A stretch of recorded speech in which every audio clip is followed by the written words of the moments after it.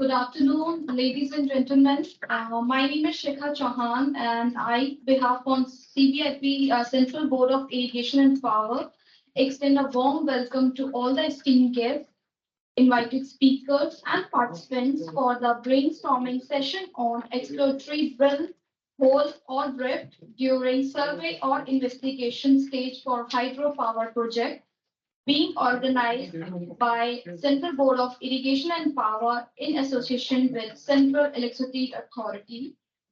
We are very grateful to all of you for sparing your time for this important session today.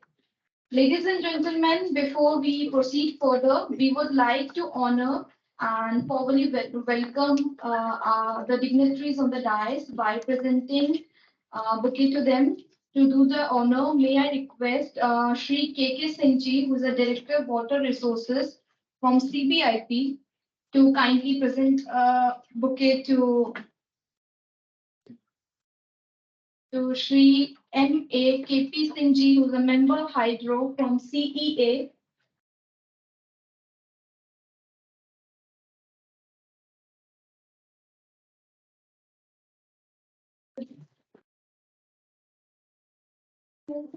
Dr. Gopal Dhawan ji.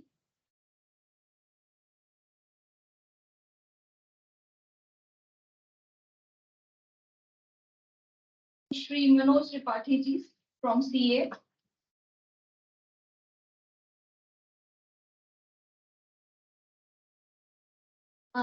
We would like to present a small memento. Yeah, we would like to present a small memento to Mr. P.K. Shukla ji.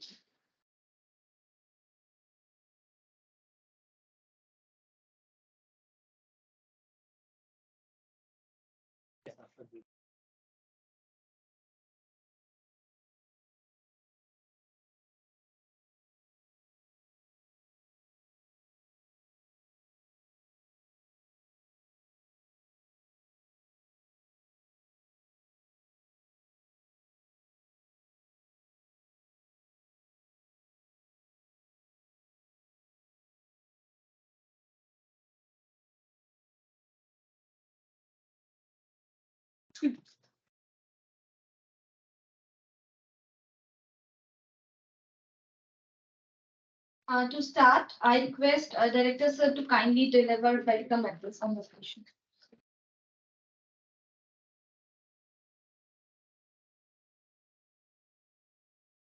Respected Member Hydro CM, Sri M.A.K. Singh ji, Dr. Gopal Dhawan ji, Sri P.K. Shukla ji, Sri Manoj Tripathi ji, Sanjay Rana ji, Sri V.S. Bhava ji, other distinguished guests, participants. On behalf of CBIP, I welcome you all here. This program of brainstorming session has been organized by CBIP at the behest of our member Hydro Singh Saab. Since almost 6 months, we are having interaction with him, and the way he pursues us to develop something for hydro and to expedite how hydro can be execution as well as investigation can be expedited. All these things he discusses many times, including safety and security. In this process, we are also trying to come with at the expectation level of CA. With these words, I would like to introduce you that M.A.K. Singh member Hydro is in electrical engineering graduate from IIT Kanpur, but he is having exposure of all facets of our sector, and he knows very in-depth knowledge. He is having very in-depth knowledge of all sectors of power. Similarly, Dr. Gopal Dhawan ji, he was PD in NSPC. At the same time, he was also CMD MECL. He has got a vast experience of more than almost 42 to 43 years, and still he is active. And in many projects, he is associated as consultant. And at the same time, he's also running his own academy, providing training to the young geologists and other issues in other matters also. Again, welcome you, sir. The Patil and Shukla Saab is associated with the PA for hydro project monitoring and other works also. Since long year, I am knowing them in person. And luckily, I am having interaction with them now also. And Baba Saab was also known to us, and he has contributed a lot for hydro.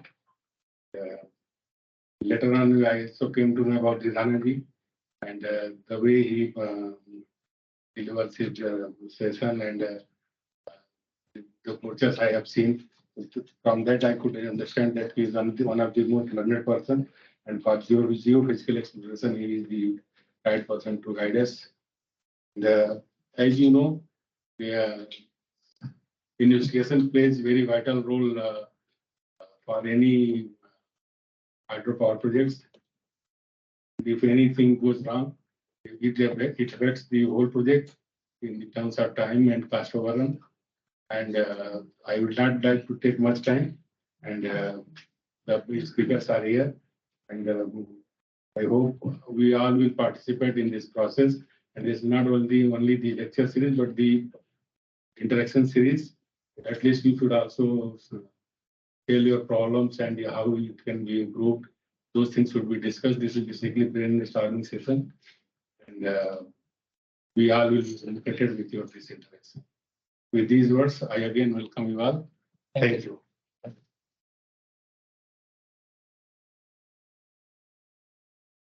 you so much, sir, for your welcome address.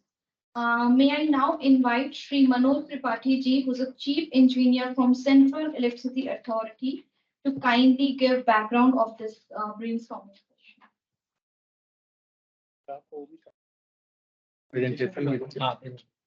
Yes, it is on.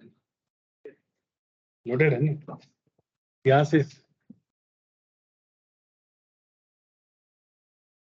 My request to you is that during the presentation, you all can interact actually, because time is short actually.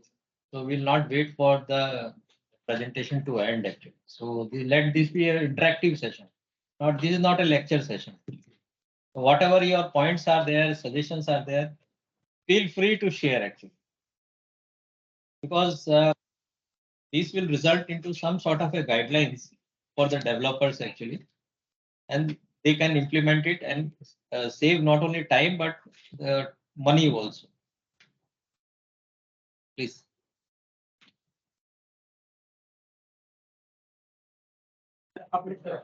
Presentation. इतना इनकी होगी होगी इनकी participate आपके पास ही होगी तो यहीं से प्ले कर दो आप उसको स्क्रीन शेयर करके यहीं से कर लो फिर अभी कहाँ शेयर कर दो यहीं से कहाँ ठीक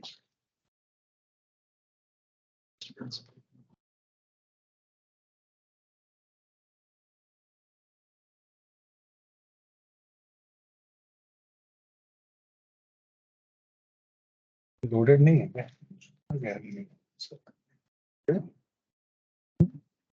चलिए वैसे चलिए इससे बोलते Respected member Hydro, dignitaries on the dais and off the dais, dear colleagues from various organizations. So I am proud that I am in between one of the best geologists which are present in India, which are working in the hydro sector.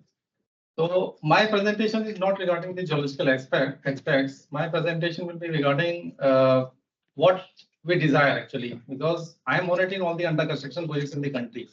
At present, we are having 41 projects totaling to around 18,000 megawatt in the country. And more or less, we are facing geological issues in each and every project. So my presentation will cover what aspects we desire from the geologists, so that they give a quality input to the civil engineers to design the components. And further, what measures we need to take, what we have taken and what we need to take. So talking about geological uncertainties in the hydro projects, because I've been monitoring the project since long back, from 25 years. Most of the time during the last 25 years, I've been monitoring projects. So what we are seeing that one of the gray areas is the headrace tunnel of the project, especially in the Himalayan geology, where in many of the projects we are seeing that the actual geology is totally different from the predicted geology. In some of the projects, we are seeing that the predicted geology was say class 3 or 4, class 2 or 3. It's coming 4 and 5 for 75% of it. So it's totally different. Whatever classes it been predicted in the DPR is totally different from what you actually get. So this is one of the aspects which we face during the under construction phase. Second is there have been some projects where there have been inaccuracies in dam foundation rock level in the case of concrete gravity dams. So inaccuracies in the abutment stripping limits. Then we have found many failure channels, weathered zones in the dam foundation that were not predicted in the DPR. The third geological uncertainty which we face is the creep in the hill slope at dam barrage. So in this regard, I would like to highlight two of the major projects. One is the Shongtang Karcham 450 megawatt projects. It's HPPCL projects, where as per the DPR, the geology was okay and no creep was predicted. But later on during construction stage, since that project is funded by a foreign financing agency, so they did an independent study.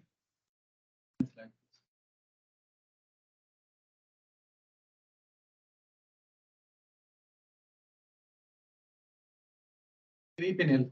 So I was talking about the third point, creep in hill slope at dam of the barrage axis. So this creep issue came in cropped in during the construction stage of the project. There is another well-known example you must all be knowing about Sanchu One hydro project, where the right bank slope stability issues we are facing since the last 10 years till 2013. Though stabilization measures have been done, still that issue is there still. Then we are facing slope instability issues in various components of the projects like intake. If we take the recent example in the power, just upstream of the intake of the Pakal, there was a slide. Then DT inlet, we had a very famous slide in the case of Bagliar, where the entire divergent tunnel was choked in. We have faced then slope instability issues in the DT outlet also, because these divergent tunnel is a very important component, and something happens to that particular component, then our dam construction gets hindered. And there have been dam instabilities in dam abutment, tunnel portals, power house also. In many of the power houses like Vyasi, Parvati to Subansiri, we have faced extensive slope instability issues. Then the other aspect is the shear thrust support zones within the tunneling. Then high C2 stresses, squeezing, high rock cover in tunneling, seepage. These are all issues which are to be faced in the tunneling. So I'm not highlighting much about it. The engineering geology survey and investigation, then as it is well known, there are 4 stages of a project. One is the pre-feasibility, where it's basically a desktop study. Then comes the feasibility, DPR, and the construction stage. So these are survey and investigation start from the feasibility stage, continuing the DPR, and even during the construction stage. The survey and investigation includes surface investigation, subsurface investigation, geotechnical surveys, geophysical surveys, geoseismological survey, rock and soil mechanical testing, and construction machinery survey. Regarding minimizing these the uncertainties in the hydro projects, a concept paper was prepared in the year 2021 by CA, and it was submitted to MOP. Thereafter, MOP desired that a committee of officers from CA, CWC, and GSI be constituted. That committee was constituted during March 22, and it was under Mr. JS Bhava. He's here, so I was also one of the members. We had members from GSI. And the committee submitted its report during June 22. Recently, we have got a letter because whatever is happening, basically we are doing geological investigation, but still ministry desires that we need to arrive at an optimum density number of drilling, drifting to balance the need to minimize surprises and the time cost over and involved. Since most of the projects, they are getting delayed because of the geological issue. So ministry has now desired that we need to decide at an optimal density number of drilling and drifting in the various components of the project so that the surprises can be minimized. So can't be eliminated at all, but it can be minimized. Second aspect is the use of relevant contractual provisions because we are having meetings with the contractor also, wherein they desire that you take use of the geotechnical baseline report and register in contracts, so that even if the geology is different from what is anticipated in the contract, the contractor will be getting their due, what's due to them, and by that way the project will not be hindered, at least by the contractor. These are the points for discussion. I'm not a geologist, I am a mechanical engineer, so this will be the points for discussion because most of us, I think, here are from geological background. First is what is the survey and investigation methods for deep-seated tunnels. So during this committee discussions, we thought of how to minimize the geological uncertainties in case of deep-seated tunnels, say case of HRT. One method is that go for a very long HRT and to get the requisite height. So if that option can be there, we can reduce the length of the HRT, though getting a requisite amount of optimum amount of height. I'm not saying you forgo the height, but you are getting an optimum. So realignment of the HRT, we can thought during the DPR stage, one can be that. Second thing, we look for the shortest path. So and the shortest path may be the path where we have the lateral as well as the vertical rock cover will be the maximum. So sufficient, sufficient. It will be sufficient, but we can think of rerouting the tunnel so that it's quite near to the surface and we can get the geological investigations done there.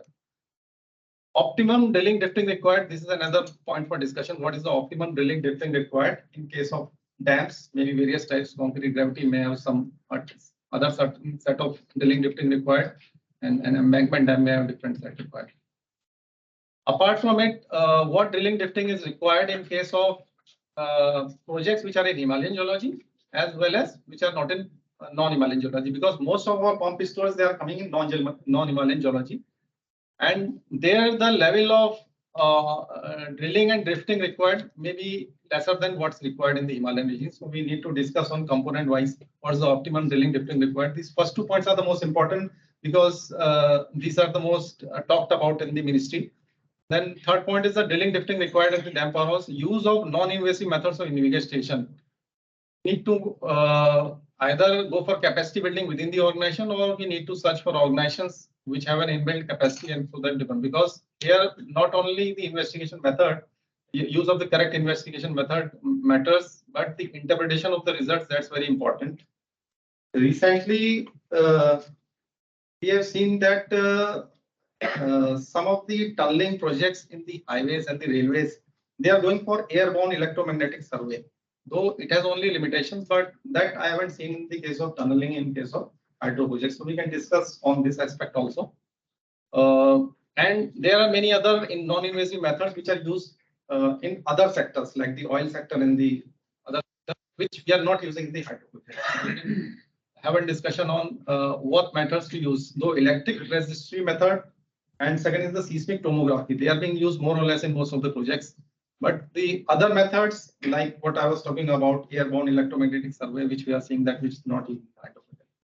Then what is the level of expenditure for S&I projects? Recently, I was attending a meeting with some foreign consultants, wherein they were telling that your level of expenditure for S&I activities is quite less what we do in developed countries, say Europe or America. They were telling that we are going for say 5% to 10%. Somewhere in the literature, we are seeing they are going for 2 to 5%. But certainly in our projects, we are seeing the level of expenditure is around 1 to 2%.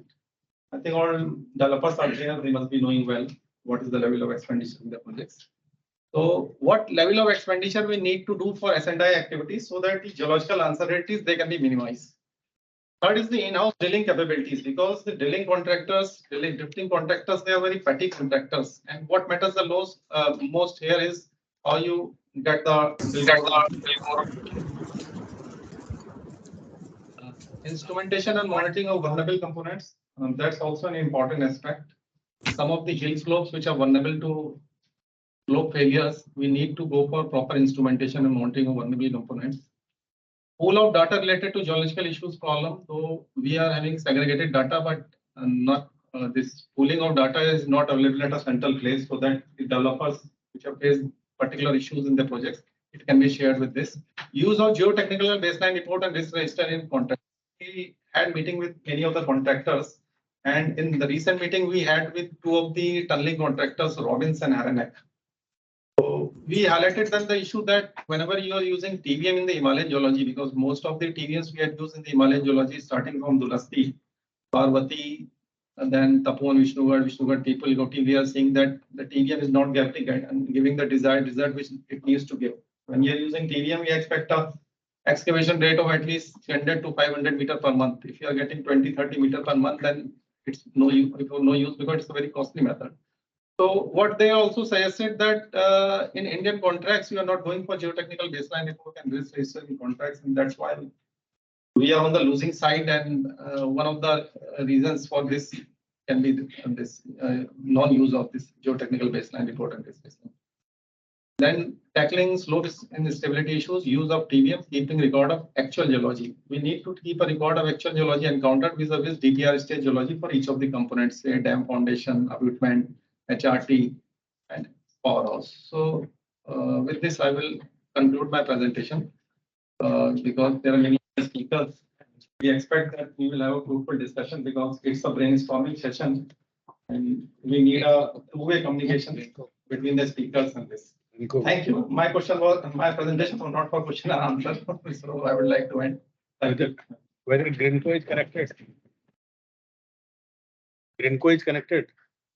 Oh, what is he? Sir? Grinco connected hai? It was already there. Yes, yes. Okay, you are here. Please. What is your reaction about the points? You can come here also, Huh? sir. You can share your experience about your projects and what are your suggestions actually for improvement.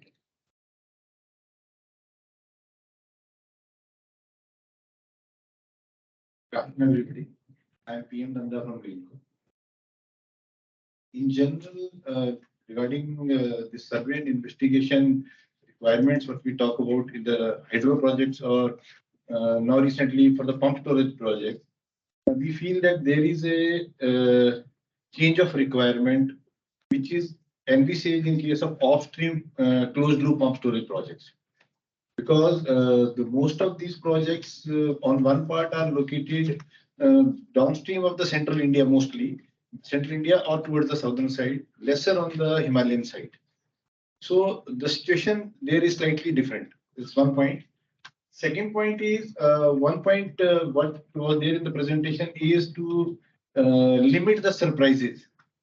Whatever experience has been, whether in the government sector or the private sector, that in spite of having elaborate survey investigations, we still had faced the surprises.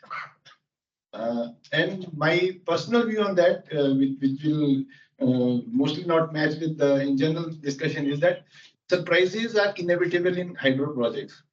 But as on date, we are fully equipped technologically and technically and equipment-wise to tackle these surprises. So this is the issue which is I feel is slightly overhyped issue. We have to live with the surprises in case of hydro projects. So ruling out of surprises at the DPR stage is not at all a fair idea. That's my. It's about minimizing the surprises. Yeah, minimizing, but means so that we can tackle. But for that matter, what happens is that we end up doing so many things, but still ending up with the surprises again at the same matter. Rather than the emphasis has to be what kind of surprises are envisaged and what kind of readiness is required, what kind of provision in the contract is required. That is more important. I'll tell you a few incidences. Like we are doing a project wherein we had made a geological baseline report, but we had kept a 10% margin of variation in the geology because of surprises in that project. And we had allocated a specific amount for that particular surprises to be dealt with. And we were better off because we encountered one slope where the geology was slightly, the inclination was slightly steeper than what was encountered. And then immediately we resorted to putting cable anchors in that area.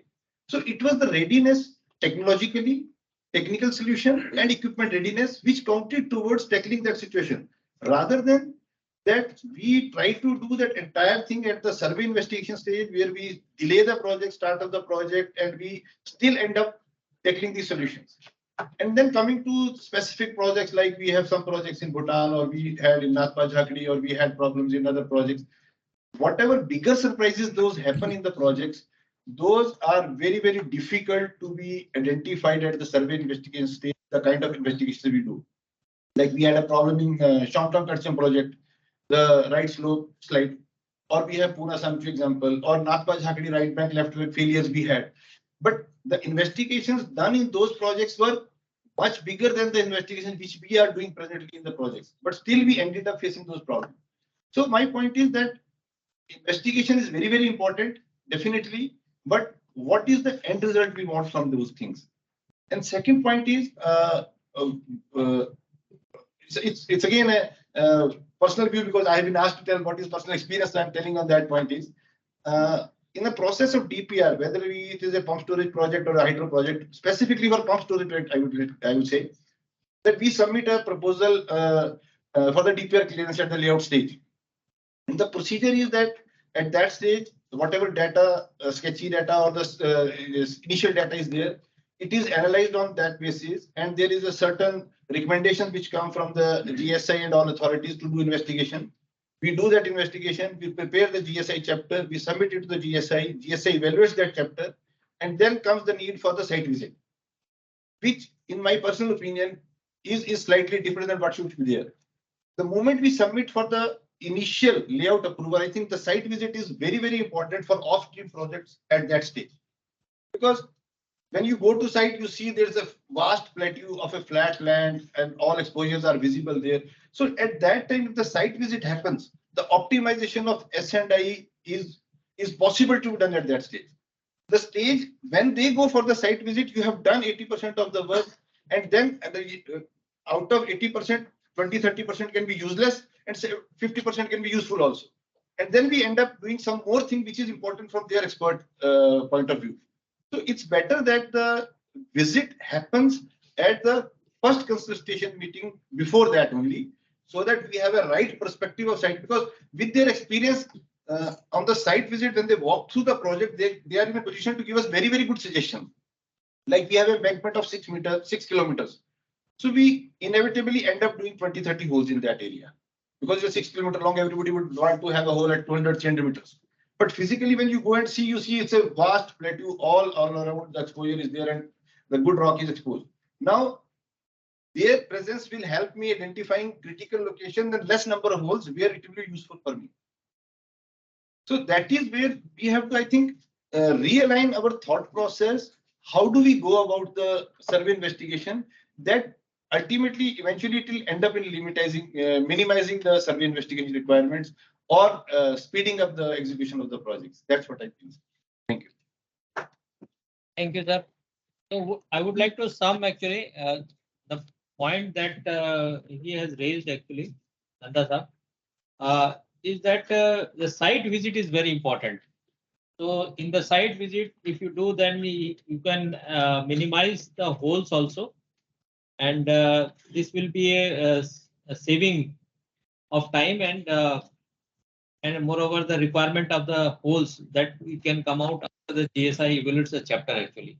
So I would like to GSI to respond to these suggestions actually made actually. Please be seated. Myself, Dharmendra Kumar, senior geologist. Sir has highlighted the site visit is important, and also you were telling that can help to minimize the investigation plan.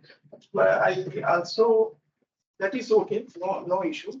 But I will tell that no, that will help to optimize the investigation, because somewhere, see, when we are working with the help of layout or control plan, they have decided that here there is a requirement of drill hole, here there is a requirement of drill hole. But after filling of site visit, taking the fill of site visit, we can optimize that. No, this place is here, the drill is required, or means where they have proposed, and somewhere the drilling may not be required because of the presence of exposures, rock exposures and all that. So we can optimize. Optimization, of course, there may be the minimization of boreholes or other way of investigations, as well as there may be the chance of increase of number of roads. Because we have seen in number of projects, they have proposed, say, suppose 50 number at initial stage, 50 number of payloads. But after going through the report and site visit, we feel that no, there may be the requirement of some more volumes. So of course, site visit is very important. No issue. But I think that I can say that no, I think a joint visit maybe means team from GSI as well as other agencies like design agencies may also be required, but that will be the better to decide the investigation plan. Because investigation, the purpose of investigation will not solve only the requirement of geological issues, that will also help because ultimately we have to design the structures. So the joint visit of two agencies or three agencies may be the much more better at initial stage. Of course, we are doing the without visit, we are not allowing any clearances, we are not giving any clearances in most of the projects. Even in some projects, we have done 2 or 3 visits also as per the requirements. So of course, this is the one of the very required things, site visits. Thank you. Yeah. All are free, sir. So because this is a open forum. Well, you see, I fully agree with Greenco that we have to live with something. And there are case studies, and we have also experienced that no matter what you do, how much you put in doing investigation, but you can't investigate more than 60%. There's a beautiful curve given by IXR, wherein because after some time, whatever effort you put in doing investigation doesn't give you much. So we have to live with this. And certainly, particularly for tunnels, we have to plan and we have to keep provisions in our contracts how to handle those things. I mean, I worked in NPC, and this is what we also experienced. Mr. Batra is here. I think this is what we felt while we faced a lot of challenges. But on the other hand, we should not cut short of investigation.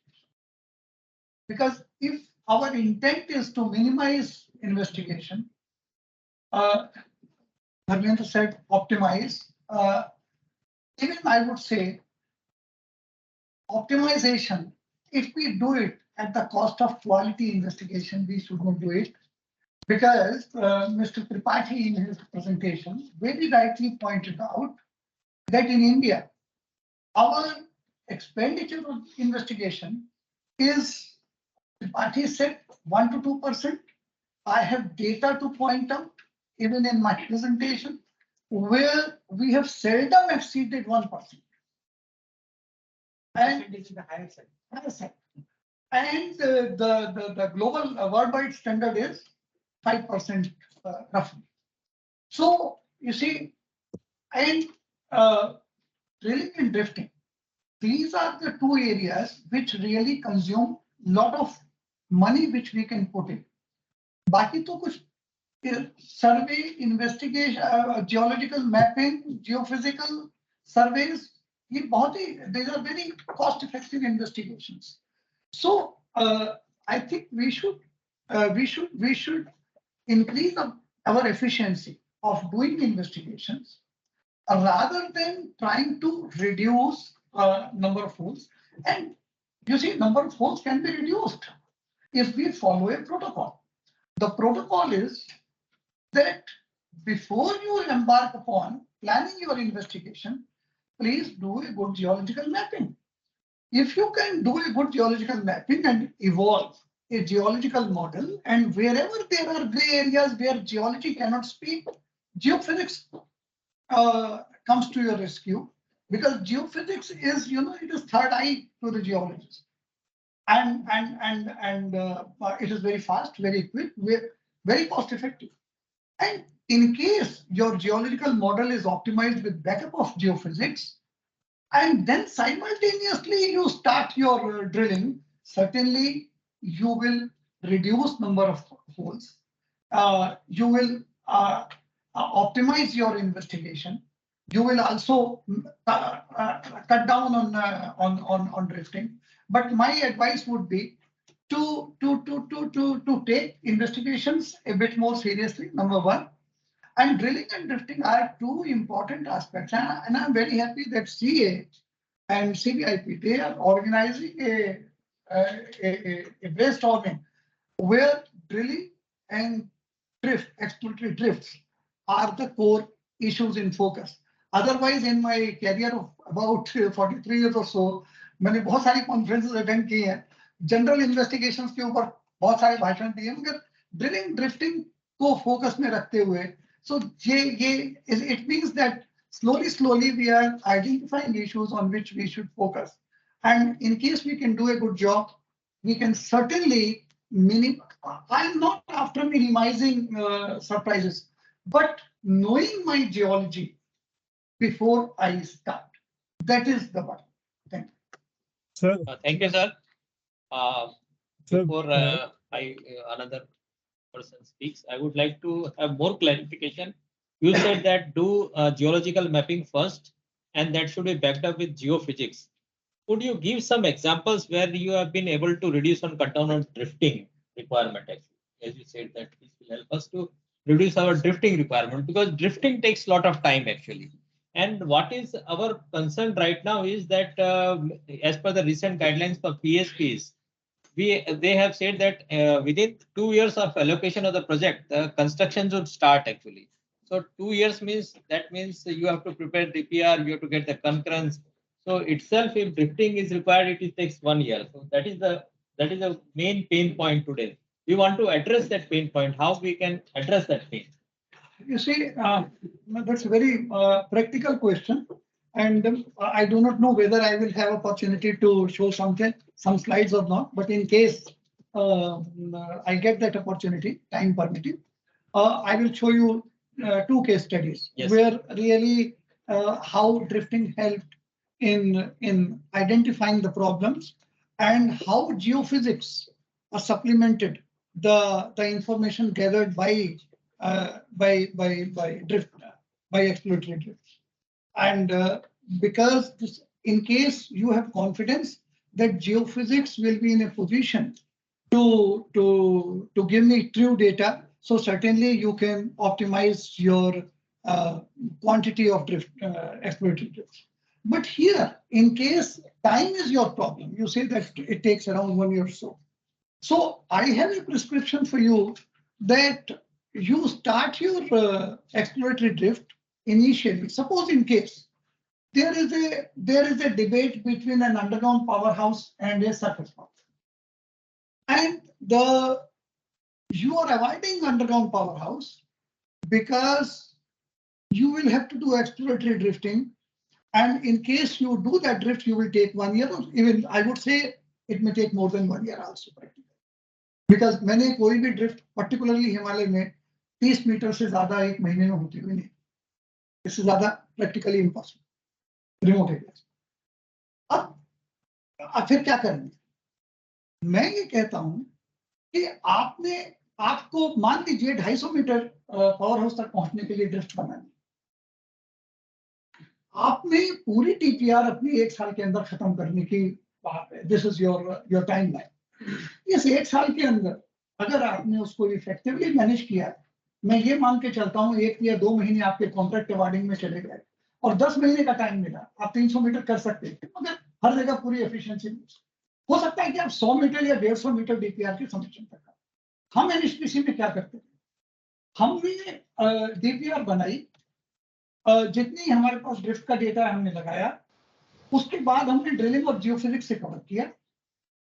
और DPR जिस वक्त approval के phase में है, because everything takes time, बहुत efficient, अगर बहुत efficiently भी हमने कुछ प्रोजेक्ट्स को क्लियर कराया है तो 1.5 से 2 साल लगे हैं. इस बीच में हमारी ड्रिफ्ट पूरी पावर हाउस पार हो जाती है.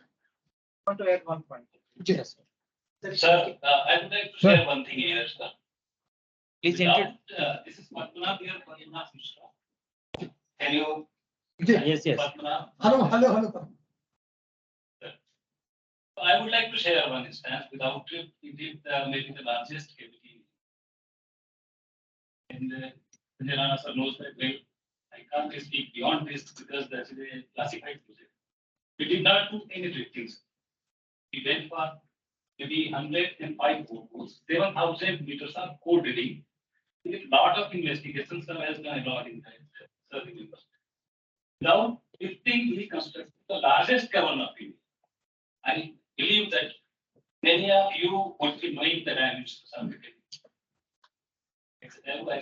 I can't tell you about that. But that can be done. There are ways to scan the now.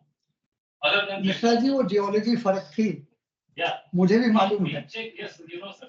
You might be the first person to picture that ground, sir. Ji, But as high as maybe the largest that underground facility in North. So we have constructed that in India. Very soon that is going to be operational without a single drift in that ground. Rana sir, you will endorse this. Sir. I'm caught between two of you, so I just keep check first. Sir has done a lot of seismic tomography there Yeah. in the ground. मुझे Only one tectonic disturbance was there. And that was identified by Mr. Mathu, geologist. And I was there to investigate that tectonic disturbance. Sanjay Rana sir performed that tomography there. And after that tomography, we found that only the depression was at the top, but not inside the cavity.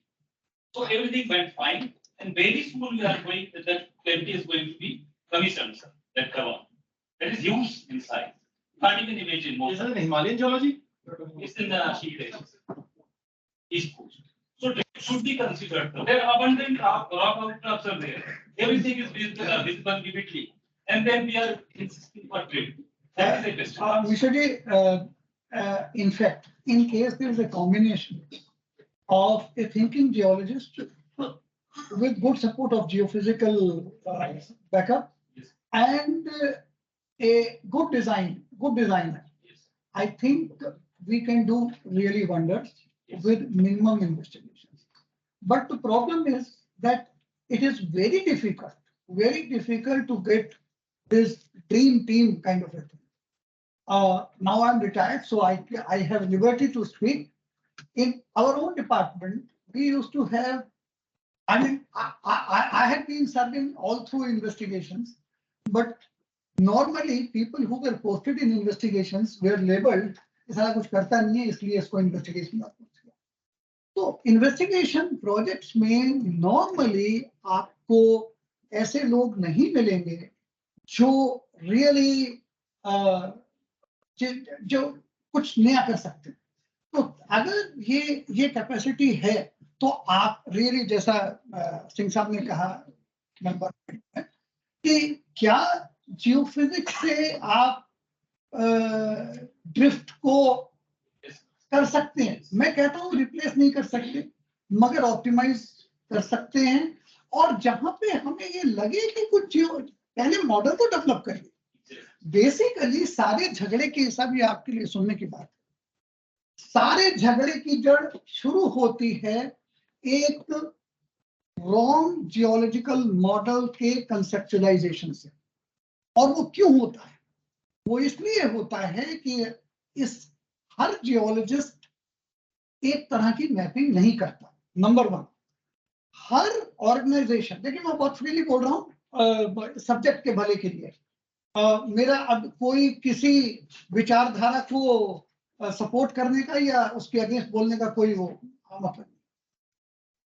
अगर मान लीजिए कि अच्छी geological mapping होती है और अगर एक अच्छी जियोलॉजिकल मैपिंग की जाए और उसको एक structural model geological model develop किया जा सके और जो किया जा सकता है हिमालय में भी किया जा सकता है, तो मैं आपसे कहूंगा कि आप बिल्कुल जो आपके ग्रे एरियाज हैं उन्हें आप आइडेंटिफाई करें. और अगर उन ग्रे एरियाज को आप आइडेंटिफाई करेंगे तो then geophysics come to your rescue and then बाकी का जो बचा है ड्रिलिंग और ड्रिफ्ट से करिए. मगर कई बार ये कहा जाता है कि क्या जियोफिजिक्स ड्रिल होल को कम कर देगी? मैं कहता हूँ कम नहीं करेगी, मगर दो ड्रिल होल्स के बीच में आपने टोमोग्राफी का नाम लिया है, डॉक्टर राणा ने किया। नाउ हम दो ड्रिल होल्स के बीच में, इन दो ड्रिल होल्स के बीच में यहाँ पे रॉक आ गई, यहाँ पे रॉक आ गई, हम कई तरीके से इस इंटरफेस को खींच सकते थे। हम यूं खींच सकते थे, हम सीधा मिला सकते थे इस मेरी कैप के बॉटम को और इसके मिडिल को, ये एक लाइन हो सकती थी। जियोफिजिक्स टेल्स दैट कैसे मिलाओगे बीच में, और यही सब जी एक टेक्टोनिक डिस्टर्बेंस था, वो एक ब्लॉक था जो बीच में डिप्रेशन, कोई भी उसको विजिबली देखेगा, अगर बाहर से इमेजरी पे देखेगा तो बोलेगा ये कोई linear.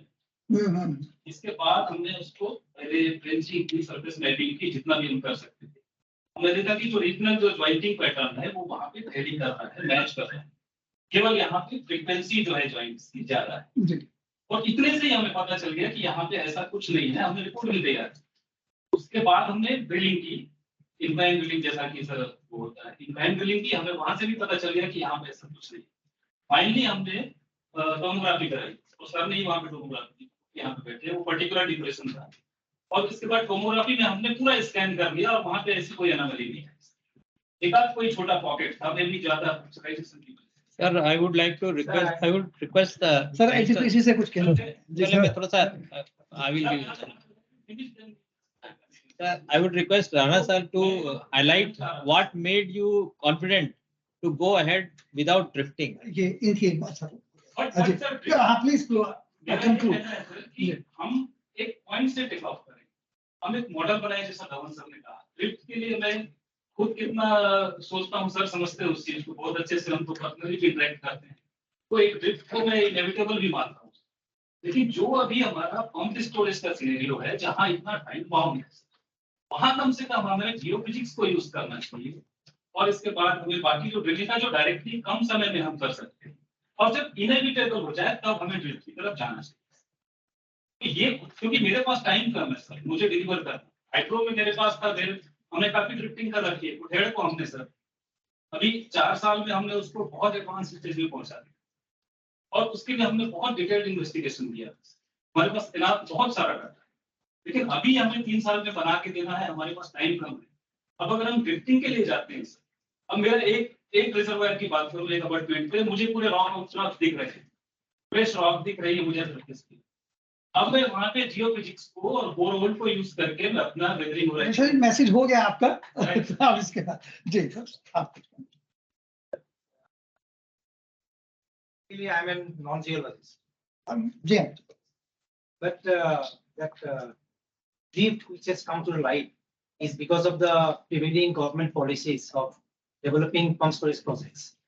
And most of the pump storage projects are basically, except barring a few projects which are coming up on the surface power holes, most of the power stations are underground.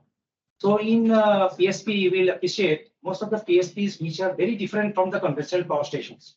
Even in underground case also, their level of setting, the hydraulic setting level, is much deeper than the conventional hydro projects, which causes the power house to go much deeper into that hill mountain.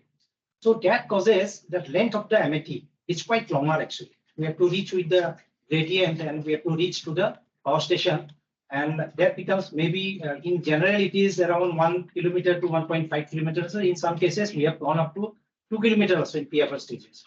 So that because of the MET, we understand that to reach the power station cavern, so drift we have to make, it will be definitely more than 1 kilometer. So if we keep a pace of 1 meter per day, and if we consider this progress, then drift construction will take more than 4 years, 3 to 4 years.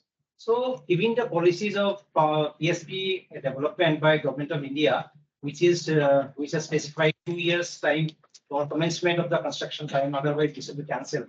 So that way, if we depend upon the drifting, so anyway, this may not be possible. So we have to find a way also how to go about the commencement of the works actually. That revalidation, because as I understand, by reading all these papers, we understand that geological investigation it cannot be completed in one go. It has to be done in different stages, the preliminary stages, then detailed stages, then during construction stage also. So why not we divide the entire requirements of geological investigation into different stages? For example, DPR stages when to start the work. So we can have some kind of like reliable data which led to design of the civil structures. Then we can go for revalidation of this data during our construction stages. So those kind of thoughts we have to be given. Specifically, we are dependent on GSI because GSI is the authority who gives the go ahead for all this kind of data. Design works. So that is the main point because we are working on number of DPRs now. So we have to decide actually if we keep the DPR period for 18 months, no way it is going to be possible to complete the drift in any project. So this is a very serious question, sir, from my side, from NTPC side. I think we need a solution to this. May not be like some kind of arrangement, like how to go ahead. We have to make some arrangement. So if I sum your submission, you have relied upon the reliable data, so that you can go ahead with the geological investigation in phases actually, and thereby you can start some construction work and later on you can proceed. So I would request because GSI has done lot of surveys and examined many reports submitted.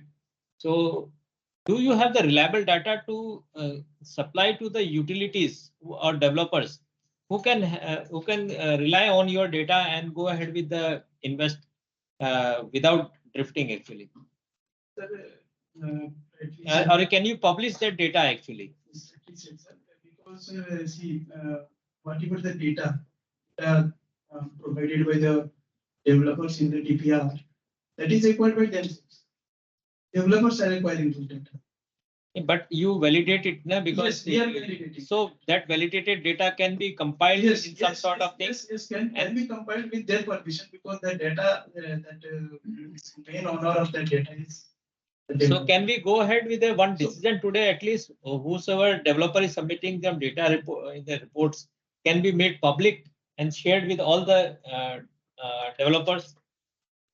That way we can have a better understanding of the geology of the area.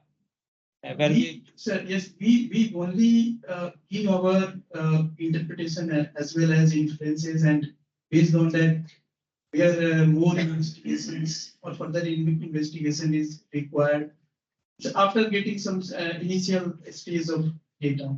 Before that, of course, at the initial stage or feasibility stage or after the freezing of the layout, just we decided we are helping that how you will proceed for initial phase of investigation, exclusively subsurface investigation, because surface investigation is the, like sir said, the detailed geological mapping, or you can say geological mapping is mandatory. They can, first of all, they will do without any permission, they have to do the geological mapping. They can do geological mapping, that is the surface work. There is no any requirement of any permission and all that, because that is required for fixing the layout. But for subsurface investigation, of course, they are sending us along with the layout and asking that how we can decide and how we can proceed for subsurface investigations. So for that, we are giving our suggestions. Next, after getting the first phase of investigation, of course, again we are analyzing their data. Means they are acquiring, actually they are acquiring their data. They are means their agency are doing the drilling, and they are logging by their own geologists and all that. But in many cases, GSI's state units, myself also involved in some projects when I was posted in state units. So GSI is also giving their services at the sites. In the, of course, in the investigations, mapping and logging, all that.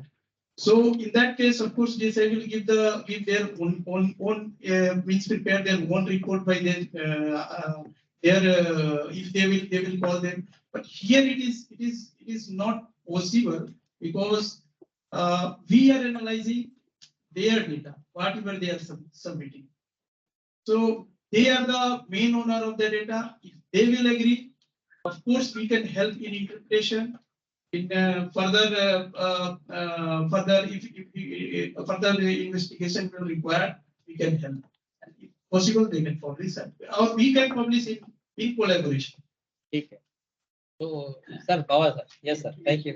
Sir, I would like to share with you that he is an expert in this field and he had served.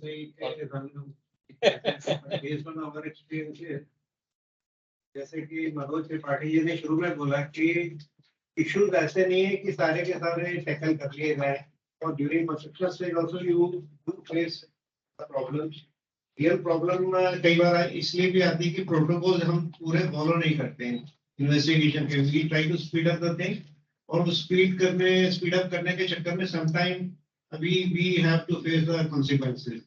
इसी तरह जो DPR अभी भी हम बता रहे हैं कि 18 महीने में बना लेंगे तो प्रैक्टिकली तो इट इज नॉट पॉसिबल, बिल्कुल ही पॉसिबल नहीं, क्योंकि पुरानी अगर हम बात करें तो we use to prepare DPR may be in 4-5 years we are taking, और जो ग्रीनको की तरफ से सजेशन थे साइट विजिट वगैरह के, and we were doing that even during before taking up the investigation we use to carry out the reconnaissance studies, जाके physically team जाती थी और देख के they used to decide tentative locations वगैरह देख के that we used to carry out the further investigation. और इसमें मतलब एवरीथिंग टेक्स टाइम, मतलब उसमें जैसे अगर हम चाहते हैं कि 1% से 2% एक्सपेंडिचर इंक्रीज कर लें, yes it will add to some betterment in the geological data, but उसमें again it is going to take more time and that time is our constraint. तो इसमें some way we have to balance the things। अगर जैसे publication का बात कर रहे हैं, डाटा का पब्लिकेशन इतना हेल्प करेगा ये थोड़ा मुश्किल है, because what we need to have is site specific geological data, otherwise तो डाटा जियोलॉजी के बारे में general data is already available with us, but वो पर्टिकुलर साइट पे जहां हम इन्वेस्टिगेट करने जा रहे हैं वहां पे what is the quality of rock available, permeability क्या है, उससे जो भी कंडीशंस की हैं that we need to investigate। Generalization is possible। Generalization drilling का हम बात कर रहे हैं, number of drilling holes, इसको simply yes we can increase the number of drilling holes, कि depth वगैरह we have to keep it to the proper levels, but इसमें non invasive technique जितना हम ज्यादा use कर सकते हैं we should try to use। और जैसे HRT के बारे में बात करें, mostly we are facing problems and during HRT excavations काफी हमारे प्रोजेक्ट्स में होते हैं, तो whether we can make use of such technologies कि वहां पे हमें दिक्कत ना कि TBM यूज करते हैं स्पीड अप करने के लिए और वो TBM में they get stuck into that, उस तरह की चीजें जो ग्रीनको का सजेशन था, it was more specific to the PSP and that too in the southern region of the country। तो जबकि हमारी जो सारी problems what we are experiencing and we are talking Himalayan region, तो वो थोड़ा हमें देखना पड़ेगा and we cannot have मतलब different kind of maybe approaches for different areas, तो थोड़ा सा एक बैलेंस आउट करके हमें एक अप्रोच निकालना। Let me add to it that whatever member has said that PPR has to be located in 2 years, that is only for PSP. Coming up in a month. And PSPs are mostly non-Himalayan.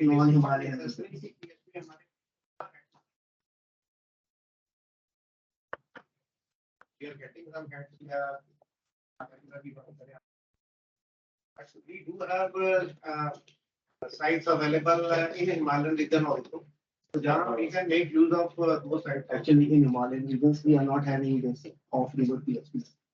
We are having mainly on-river PSPs, and we are not tackling asking them to prepare DPR in 2 years for those places. I think non invasive techniques की बात हो रही है और संजय राणा यहाँ बैठे हुए, और जिस इशू पे हम बात कर रहे हैं कि ड्रिफ्ट को क्या हम कुछ कम कर सकते हैं, क्या जियोफिजिक्स हेल्प कर सकती है और किस लेवल तक कर सकती है, मैं समझता हूँ आपसे बेहतर कोई नहीं बता। Thanks. Basically, we heard arguments from like Kishaji project, and then we are talking about I think first thing we need to understand and acknowledge is that it's not one size fits all, right? Every project is unique. Geological setting of every project is unique. And we have to basically look at the entire thing from that perspective. If in this particular project, what is needed? The biggest mistake we can make, and we have been making in other fields, is if we prescribe that these many holes are to be done in this much of area. For example, I had a meeting with even Minister of Mining at one time. In mining industry, it is given in these many hectares, these many drill holes are to be done. Now, once you have already specified it, what is the motivation with that particular person who has taken the leads to do any other investigation like geophysical investigation? Idea of doing geophysical investigation is that you are in a non-invasive manner, spending very less amount of money and less amount of time in a very quick manner. You are trying to assess your subsurface. Once you have done that initial assessment, and of course you know that you're only measuring physical property. You're not taking the samples out, you're not using CN5 value, etc., etc. Once you have done a good geophysical investigation, that can help you optimize your drilling, it can help you optimize your drifting requirement, etc., etc. Right in the beginning, you cannot say that in this particular project, drilling will not be required, or drifting will not be required, or this much of drilling only should be done, or this much drilling least should be done. That completely is a wrong approach. The right approach is to do a good initial investigation, which is quick, starting with the geological investigation, of course, followed by geophysical investigation. Now, I'm talking of geophysics in this country since 1995, after leaving atomic energy, which I worked from 90 to 95. Even today, having spoken at so many forums and trying to tell about what's the right approach, even today, 99% of times we are contacted in a firefighting stage. That something has gone wrong, and now the people come that can you do some geophysics here to find out? That's not the right approach. The right approach is to do it in the initial stage, just after geological mapping. And based on this, make the activity list of what should be done now. How much drilling, where. Random drilling is something which one should not even think about. Drilling in a grid pattern or a particular interval method is something which should not be done, should never be done. Do a good geophysical investigation, find out the zones where drilling is required, and then do the drilling. And same for drifting. So optimization can only happen with that. And second most important part is, which unfortunately we do not have the capacity in our country as of now, to be very honest. Be it GSI or be it any other organization. In field of geophysics, we do not have that kind of development, so to say. There are mental blocks. Choice of the method is very, very important. And that's where experts have to get. That capacity building should be done in the country. Experts should be created. And then when you choose the right method for the right purpose, that is the fundamental difference between failure and success. I come across so many requests for proposals. Then write a wrong method for a wrong work. Can you do this? And we go back to them and we say, no, it's not the right method for doing it. So choosing the right method obviously needs more awareness creation. And that is the fundamental thing which we have to do. So that's my opinion. Thank you. I agree with the submission. Actually, recently we were discussing about T1. Actually, the many agencies had prepared the models actually, and each other party were very uncomfortable with the other's model. They were asking how you have, what were the logic and basis actually, and everyone put at their own data collections actually. So data collected by each agency resulted in different type of models. So how we can standardize the models which can minimize the geological surprises? That is also an issue. Sir, may I say something? To what Raman sir, we go to simply the highest code on subsurface exploration. Simply say we start with geophysical imaging. Yes, that is now And decided. as he has rightly said, we are in the firefighting stage only, contacting him or agencies which are going to do geophysical. And then we are asking them, can you tell us now what's wrong? Why the geology which we have explored is not the one which we are experiencing? And thirdly, when we are talking about drifting, we should also understand that drifting is not only required for the geology, but also for geotechnical parameters evaluation. So ultimately, we have to do some tests also there. Some shear tests have to be carried out in the drifts. So in case the drifting is only for geological purpose, that can be maybe taken up with the geophysics and drill holes. If it is to be for geotechnical parameter evaluation also, then it is a must. And secondly, I mean, is it that we have faced or come across a project in which the increase in investigation has led us in the backside? No. So investigations have always been on the lesser part only. And that is why the surprises are not. Surprises we quoted because we were unable to explore more. So this actually situation बड़े complex है और बड़ी interesting है। अगर कोई आदमी कहता है कि आपने बहुत अच्छा जियोलॉजिकल इन्वेस्टिगेशन कर लिया, मैं जियोफिजिक्स और जियोलॉजी को एक ही बास्केट में मानता हूँ क्योंकि दोनों कॉम्प्लीमेंट करते हैं एक दूसरे को, और आप तब सारे सरप्राइजेस, मैं आपको एक 100% करेक्ट जियोलॉजिकल मॉडल के साथ एक डीपीआर देता हूँ और आप मुझे ये बता दीजिए, करके दिखा दीजिए कि वहां पे कोई सरप्राइज नहीं आएगा। कनेक्टेड है, वहां भी सरप्राइजेस आएंगे। सरप्राइज बेसिकली हमने अब तो छोड़ दिया है, लड़ना छोड़ दिया है, नहीं तो बेसिकली हम इस चीज को कभी मानने के लिए तैयार नहीं है कि ये जो जियोलॉजिकल सरप्राइज नाम का वर्ड है ये डिक्शनरी में होना चाहिए। Basically these are either geological problems और problems created due to mismanagement of geology.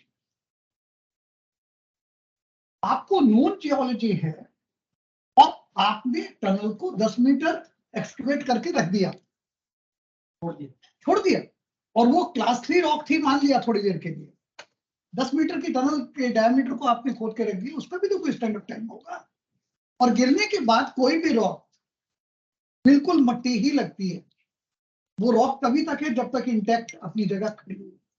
तो बेसिकली अब एक एक्सट्रीम तो ये है और दूसरा एक्सट्रीम ये है कि हमारे यहाँ आज वो बाय चांस मैंने अपने प्रेजेंटेशन में वो ISR की कर्व डाली नहीं, अदरवाइज वो कर्व इस तरीके से चलती है कि शुरू में आपको करीब 20-30% गेन्स जो हैं वो जियोलॉजिकल मैपिंग जियोफिजिक्स से होते हैं और बहुत कम पैसा।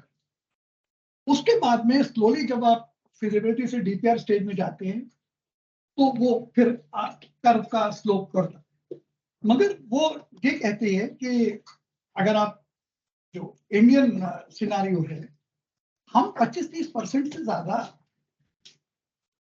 इन्वेस्टिगेट करके डेटा इकट्ठा ही नहीं कर पाते, और जैसा मैंने कहा कि अगर आप वेस्ट भी कर लेंगे तो 60% से ऊपर मिला, तो 60 को छोड़िए, हम 30 का अगर क्रॉस कर लेते हो तो ही बहुत बड़ी बात। तो ये दूसरी एक्सट्रीम है कि हमारे पास में वो इतनी भी इंफॉर्मेशन नहीं है कि हम एक ठीक ठाक ढंग से टेंडर डॉक्यूमेंट बना सकें। आपने कहा कि टेंडर में प्रोविजन रखना चाहिए, मगर आपको ये तो पता हो, बिकॉज नॉर्मली जब मैं इस चीज को एक्सप्लेन करता हूं तो एक कंसेप्ट है जियोलॉजी का, बेसिकली मैनेजमेंट से आया है, known known, known unknown, unknown unknown. So there could be 3 types of situations for a tunnel particular. जहां पे कि you know that what is going to come, यानी कि अगर रॉक एक्सपोज है, टनल बहुत ज्यादा हिल में अंदर नहीं है, आपके प्रोजेक्शन अगर जियोलॉजिकल मैपिंग ठीक ठाक हुई है, बहुत अच्छी नहीं हुई, मैं ठीक ठाक सब बोल रहा हूँ, तो भी आपको ऐसे एरियाज मिलेंगे जहां पे आपको ये भी पता है कि क्या जियोलॉजी आएगी और उसमें क्या पता। दूसरा है कि known unknown, you know that what in this segment of tunnel what type of unknowns will come. और तीसरा ये है कि मुझे ना तो प्रॉब्लम का पता है ना जियोलॉजी का पता है, अननोन अननोन। तो ये वो अननोन अननोन के एरियाज हैं जिसमें कि हमें कॉन्ट्रेक्चुअल मैनेजमेंट के थ्रू प्रॉब्लम टैकल करने के लिए तैयार एक उस वक्त की फायर फाइटिंग की टीम तैयार की थी। मगर अगर आपको जियोलॉजिकल मॉडल आपको ये भी नहीं बता रहा कि आएगा क्या, एक मान लीजिए पार्वती टनल की बात है, पार्वती टनल में हमें ये मालूम था कि इसमें क्वार्टजाइट में कुछ वाटर बियरिंग जोन्स होंगी, मगर हमें ये नहीं मालूम था कि कहाँ होंगी, और हम इसलिए वो प्रोब होल भी कर रहे थे। हमारी किस्मत खराब थी कि एक प्रोब होल से ही इतना पानी आया कि उसने टीबीएम को फ्लड कर दिया, हम तैयार नहीं थे। उसके बाद अब यहाँ पे एक दिक्कत, और एक प्रोब होल ने आपको 4 साल और दोबारा आप कॉन्ट्रैक्टर भाग गया, कॉन्ट्रैक्टर से हो गया, फिर दोबारा नया कॉन्ट्रैक्टर आया। एक छोटी सी जियोलॉजी की प्रॉब्लम से कितनी बड़ी प्रॉब्लम की तरफ आप बढ़ते हैं। तो इसलिए डॉक्टर रामनाथ ने कहा कि सारे सोल्यूशन हर जगह फिट नहीं होते, और इसीलिए मैं बात करता हूँ थिंकिंग जियोलॉजिस्ट की या थिंकिंग एक ऐसी टीम की जो कि प्रॉब्लम के हिसाब से, साइट के हिसाब से वहां पे सोल्यूशन निकाले। अब प्रॉब्लम ये आती है कि फॉर एग्जांपल इस तरह के कोड्स क्यों बने हुए हैं कि आप अगर इतने मीटर का हाइट का डैम होगा तो आप 3 लेवल्स पे ड्रिफ्ट बनाएंगे। लकीली आपको पीएसपीज में भी वो सिचुएशन नहीं फेस करनी पड़ी। हिमालय के जो हाई डैम्स हैं वहां पे कई जगह आपको 3 लेवल्स पे ड्रिफ्ट बनाएंगे, आपको इतने नंबर ऑफ होल्स करने हैं। बेसिकली ये चीजें तब आती हैं जब रेगुलेटर को इस चीज का भरोसा नहीं होता है कि आप एक वर्थवाइल थिंकिंग प्रोसेस को या एक प्रोटोकॉल को, जो बाबा साहब ने कहा, एक प्रोटोकॉल को फॉलो करते हुए आप इन्वेस्टिगेशन को इवॉल्व करेंगे और उससे जो रिजल्ट आती है उसके बेसिस पे डिजाइन करेंगे और लेआउट निकालेंगे। जब ये नहीं होता तो फिर एक इस तरह के आपको आपके सामने जैसा कोविड के दौरान हुआ था कि एक व्हाट्सएप पे प्रिस्क्रिप्शन आपको अवेलेबल था जिसमें कि आप सारी इवेंचुअलिटीज को ले लेते हैं। तो उसमें होता क्या है कि यूजलेस टाइप के ड्रिल होल्स भी होते हैं, यूजलेस ड्रिल्स भी होती हैं। तो अब अगर एक किसी थिंकिंग प्रोसेस के लिए हम बैठे हुए हैं तो हमें निश्चित तौर पे एक ऐसी फिलॉसफी और स्ट्रॉन्ग फिलॉसफी इवॉल्व करनी चाहिए कि जिसमें कि ऑप्टिमाइजेशन पॉसिबल हो, मगर इंटेंट हमारा बेस्ट इन्वेस्टिगेशन करने का। चलिए sir, there are many people on the online, they want to express their views. Express the views. First in the line is Sri Raghunath ji. Sir, please. Raghunath sir. Introduce करा देंगे कहाँ से है? Yes.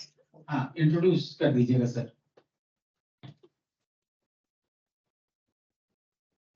Jain sir, okay, Anil Jain sir. Hello sir नमस्कार। अरे बोलिए जैन साहब जी। First introduction, नमस्कार। and then please speak. I am from Adani Green, ex NSPC Design Division. What Dhawan Saab and our fellow participant from Greenco has suggested, I would like to say what Babaji has also suggested. We should go for a particular type of investigation considering the site-specific geology. Like if the geology is low-risk geology, then we should not go for the entire spectrum of investigation. Like when we are talking of making a pump storage project in a Deccan trap, there the risk of the geology is too less. And one of our fellow participants said, like sometimes we may have to make a drift of 1000 meters or 900 meters, and sometimes it may take maybe more than a year or 1.5 years.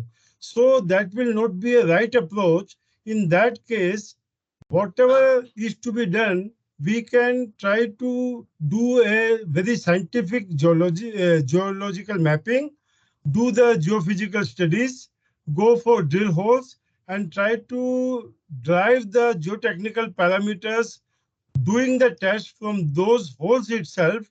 And we may, in such situation where the geology is having very less risk, we should not go for a a drift kind of investigation in the very first go. So that is one submission. And the other, for the Himalayan geology, what Dhawan Saab said, it is very correct. Sometimes we do all kind of investigation. We make the drift for the entire length of powerhouse. Even then, we are having so many problems. I will quote example of Tista 5. Dhawan Saab was also associated with that project.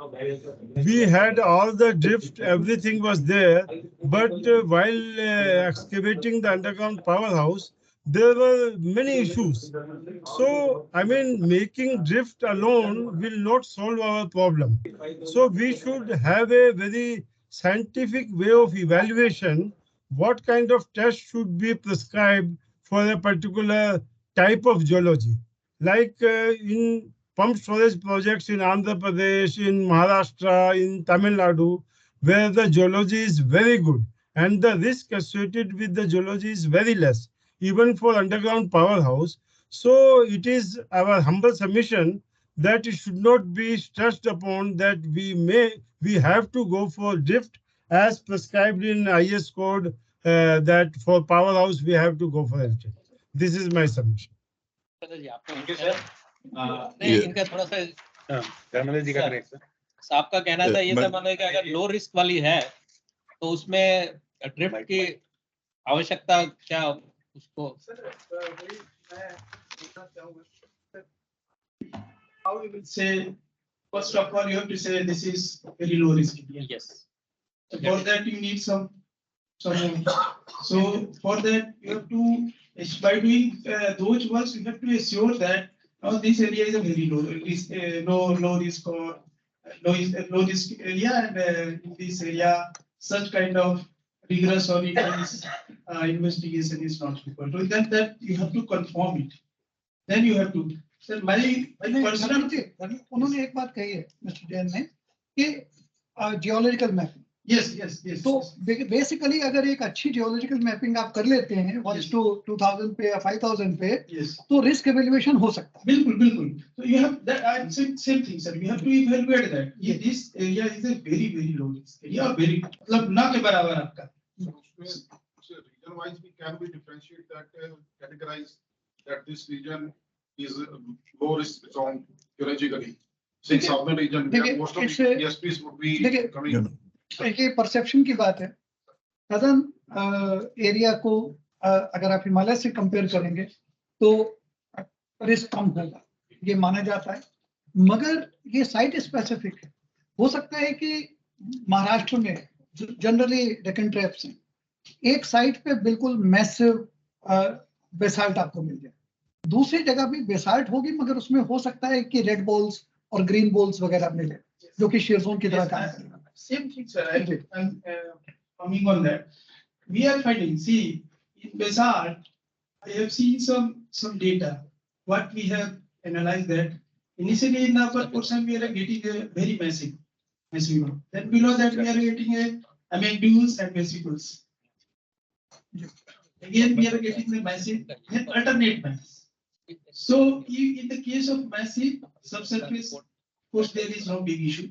When we are getting intense or huge amount of vesicles and MMUs, of course that will create a one problem in case of seepage may increase, and that may create problem even weathering also. And I don't know what is the, of course it is a matter of a subject of to know the strength of that rock type, vesicular basalt and massive basalt, according to human design.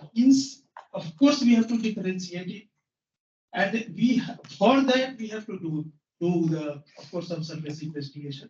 But my one thing, personal experience is that, see, problem where it is arising, how we are getting these problems. People are using the word, even we are also using the word surprising. अब sir मैं एक चीज बोलूंगा कि अगर हम ये देखते हैं फाइनली कि ये सरप्राइज आ गया, सवाल उठता है कि सरप्राइज कैसे आया, क्यों नहीं हम लोगों ने इसको आइडेंटिफाई किया. तो आइडेंटिफाई कैसे करेंगे? Of course we have to do some investigations, subsurface investigation. मतलब घूम फिर के बात वही आएगी कि आप मतलब आपको इन्वेस्टिगेशन करना है. अदरवाइज अगर कोई श्योर करता है, सपोज किसी केस में आपका जा रहे हैं रॉक मास, आपका फाइनल स्टेज मैच नहीं कर रहा है, आपने कहा नहीं ये तो 80% क्लास 2 आया, 70%, अब ये फाइनल स्टेज में मैच नहीं किया, कॉस्ट बढ़ गया, आप निकाल रहे हैं, देख रहे हैं डीपीआर से मैच करा रहे हैं, मैच नहीं कर रहा, तो कैसे आया? अब इसको सरप्राइज यूज करेंगे. तो फिर बात ये थी कि क्या क्वेश्चन उठता है कि whether the investigation was not adequate, how we will say the investigation. और क्वेश्चन ये क्वेश्चंस जो आ रहे हैं वो हमें ये कह रहे हैं कि अगर ठीक है कुछ ऐसे टेरेन हैं जहां हम ये चीज जरूर सोच सकते हैं, we can think about that, specially in case of southern part. जैसे उन्होंने एक एग्जांपल दिया था डिस्क्लासिफाइड कैमन का, but just I want to say please अगर आप एक सक्सेस स्टोरी दे, अगर ये रिसेंट का काम हुआ है and if it is possible so they can provide the success story with how they, जैसे उन्होंने किया कि उन्होंने 105 बोरहोल्स किए, so 105 boreholes is not a, but we don't know how, what is the depth, and of course वो classified है तो बहुत ज्यादा चीज शेयर नहीं कर सकते, but they can give us the success story so that we can think about that kind of terrain, that kind of rock type वाले terrain में whether we can optimize or we can just say कि नहीं थोड़ा इसको और भी तरीके से सोचा, जैसे आपने कहा कि कैसे, जैसे आपने एक एग्जांपल दिया कि किसी प्रोजेक्ट में आपने कुछ ड्रिफ्ट किया, देन जियोफिजिक्स किया, देन ड्रिलिंग करके आपने पूरा किया, तो वैसे भी सोचा जा सकता है, but ultimate aim is to, हमें जो अनसर्टेनिटी है वो नहीं आने देना है, और जो हमारा मिसमैचिंग हो रहा है, जिसपे सवाल हो रहा है, सबके सवाल है, जो मिसमैच हो रहा है, आपका जो प्रेडिक्शन है, and then when you are going to after execution there is a big mismatch, वो हम कैसे करें, that is a big question. Dr. Vinay, you have to substantiate. Sir, Let us. Sir, can I?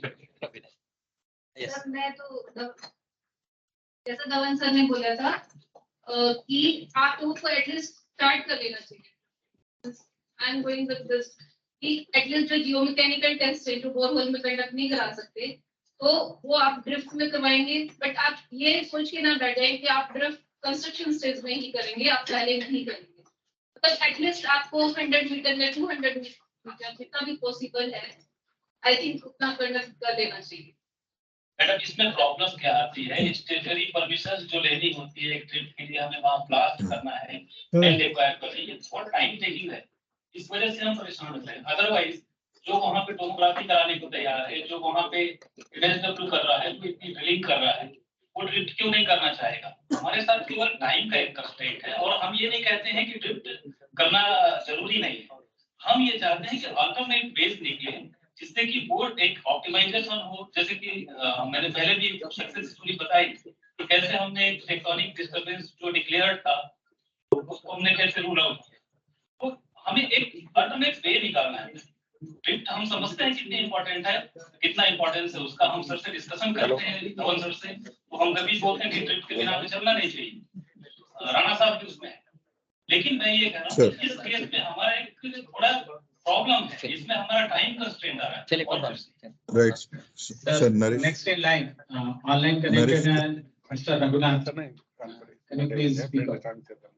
आपका नाम note कर. Introduction. Hello. Please introduce and then speak. Right. So I am Naresh Telugu here from Adani Green, CEO for the Hydro and PSP business. There are two things. One we are talking about is now investigations, and other thing is about the approval timings, basically.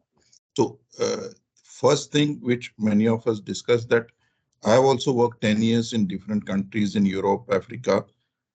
In Europe, 70% of the projects don't do a drift. There is a very scientific methods of investigations, and boreholes are carried out, and the drift is a later part. It's the second stage. It's never first stage. Drift investigation is never first stage investigation. It's always a second stage investigation. It's interpretation of the first borehole data, investigations, the tests that are carried out, and then the decision of the drift is taken at a later stage. So this is, it depends on the geology, how certainty with you can predict or forecast the along with the other geophysics and other related tests, everything. The drift is one part. There are several other investigations which can be carried out with certain timelines as well. For example, now, if we look at the current timelines, we are approving 2 to 4 projects or 3 projects in 1 year, the DPR. With this rate, how can we build so many storages by 2030? So if we apply for a, if we provide for first consultation meeting, or we submit any investigation to GSI, we are waiting for 1.5 months to get the audience as well. So this 1.5 months, how we can reduce? At least we should think, because we know that there are shortage of resources in many of aspects. So we are not getting that. That time is also a waste of time for us. So we are wasting that 1 month or 1.5 months when we are waiting for the audience, or we are waiting for the report from GSI or any other. There are 22 chapters and every chapter has its own delay. So let us also think of how we reduce these delays as well, apart from the investigation. So that's my humble request. Sorry to submit that actually we have arranged this brainstorming session on a very specific requirement, whether we can eliminate the drift requirement with increase of number of holes or a specific sighting of the holes actually. So in the other aspect we may touch upon later on. But you had submitted one important point that 70% of the European projects do not go for the drift in the first instance. I would like to say that Alps mountains and all those are very solid mountains. They are having a better geology than our Himalayan mountain. So that is a different case actually. No, sir. Deccan trap also, it is So almost that is same. what I'm telling. It should be where site specific. See, if we look at Tata Power projects, last 100 years, they have built an unlined tunnel and still working on unlined tunnel. So this is here in India. So this is in Western Ghats. We are not talking of Europe. In Western Ghats, unlined tunnel is there. Here is an example of a underground power station on storage project under construction, which has been started without drifting. And there is no drift at all. It's going on. And it's I don't know, in southern India, in Tamil Nadu, I name it Kunda project. It is learned that there is no drifting, but the construction is still going on.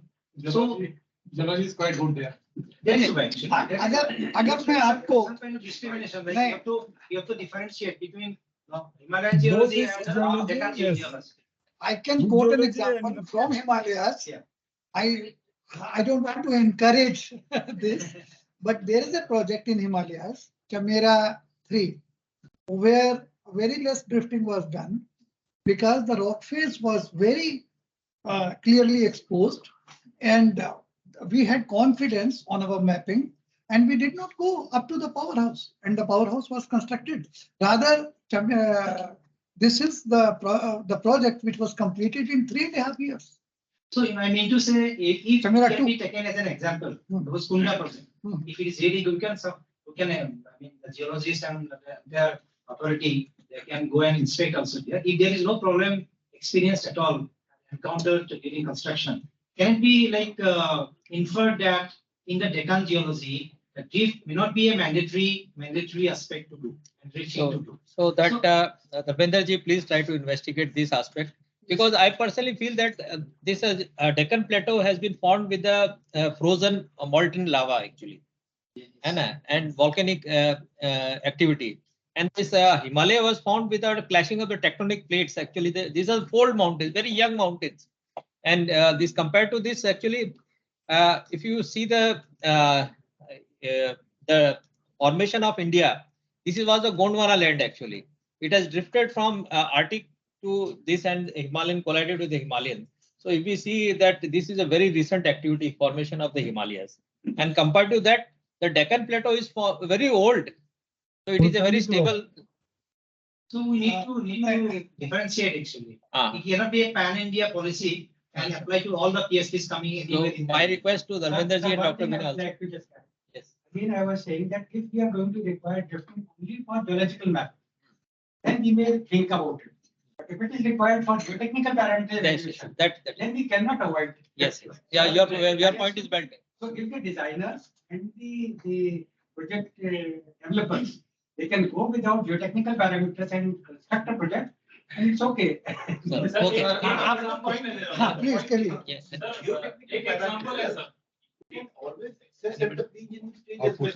And for geotechnical parameters, what we do with the drifting? We establish the alignment of the powerhouse and we establish geotechnical parameters. And many times in the drifting, we have seen in all projects, we foresee a powerhouse 500 meters inside the hill. Ultimately, we end up somewhere 300 or sometimes we go 700 also. So the location of powerhouse also changes in reference to drift. Now, when we are doing reconstruction stages going on, And we are locating the power on the proper suitable location. ये बात हो गई, आप 2 साल के अंदर सब कुछ करना चाह रहे हैं उसमें। मैं वही कह रहा हूँ कि वो 2 साल के लिए तब करना चाह रहे हैं, वो उसको प्री रिक्विजिट आप मान रहे हैं। But if it is a part of the construction, then at that we don't need to do it fully before that. ये तो बात धवन साहब ने कहीं भी देखा कि आप करते चलते उसको। Now we are discussing whether we eliminate drifting or not. बात अब ये आ लगा। Somewhat, I would like to sum up basically. At the investigation stage, do we take it as a complete requirement or as a partial requirement or as a no requirement? There are 3 issues. It's not one issue. There are 3 issues. One thing I would like to sum up this. Based on the discussions, what we have heard from various participants, what we are seeing that if we have sufficient geological mapping, geological survey and sufficient number of drill holes in the case of non-Himalayan region, then we can avoid the drifts. I think that this conclusion is okay. I think we should not run very fast. Let me put it in some other way. Actually, what Mr. Dharmendra was emphasizing, that there should be a site visit of the concerned people, design people, DSI, and all other concerned agencies when the geological mapping is presented to them. So before consultation meeting and before finalizing layout, there could be a visit, and there you can specify whether the drift is required or not. Some idea you can give at least after that visit. Sir,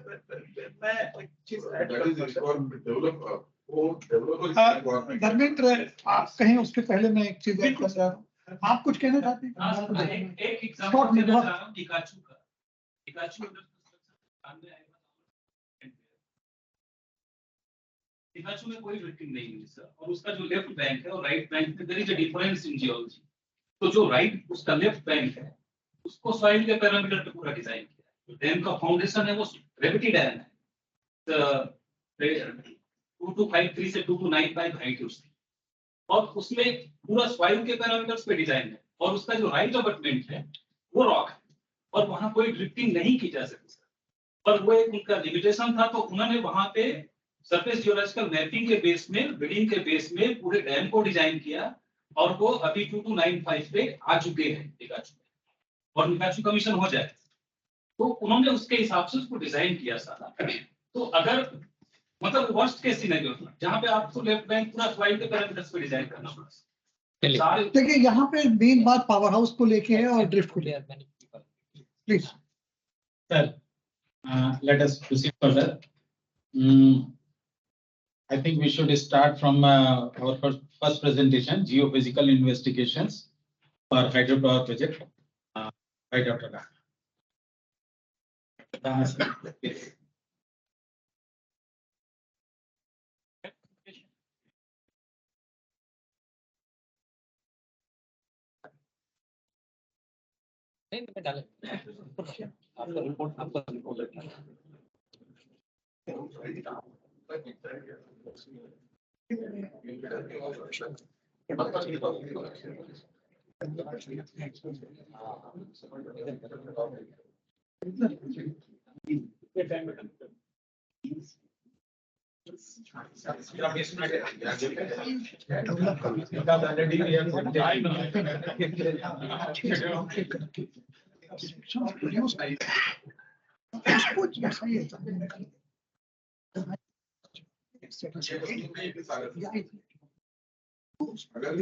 संतुलन यही होगा कि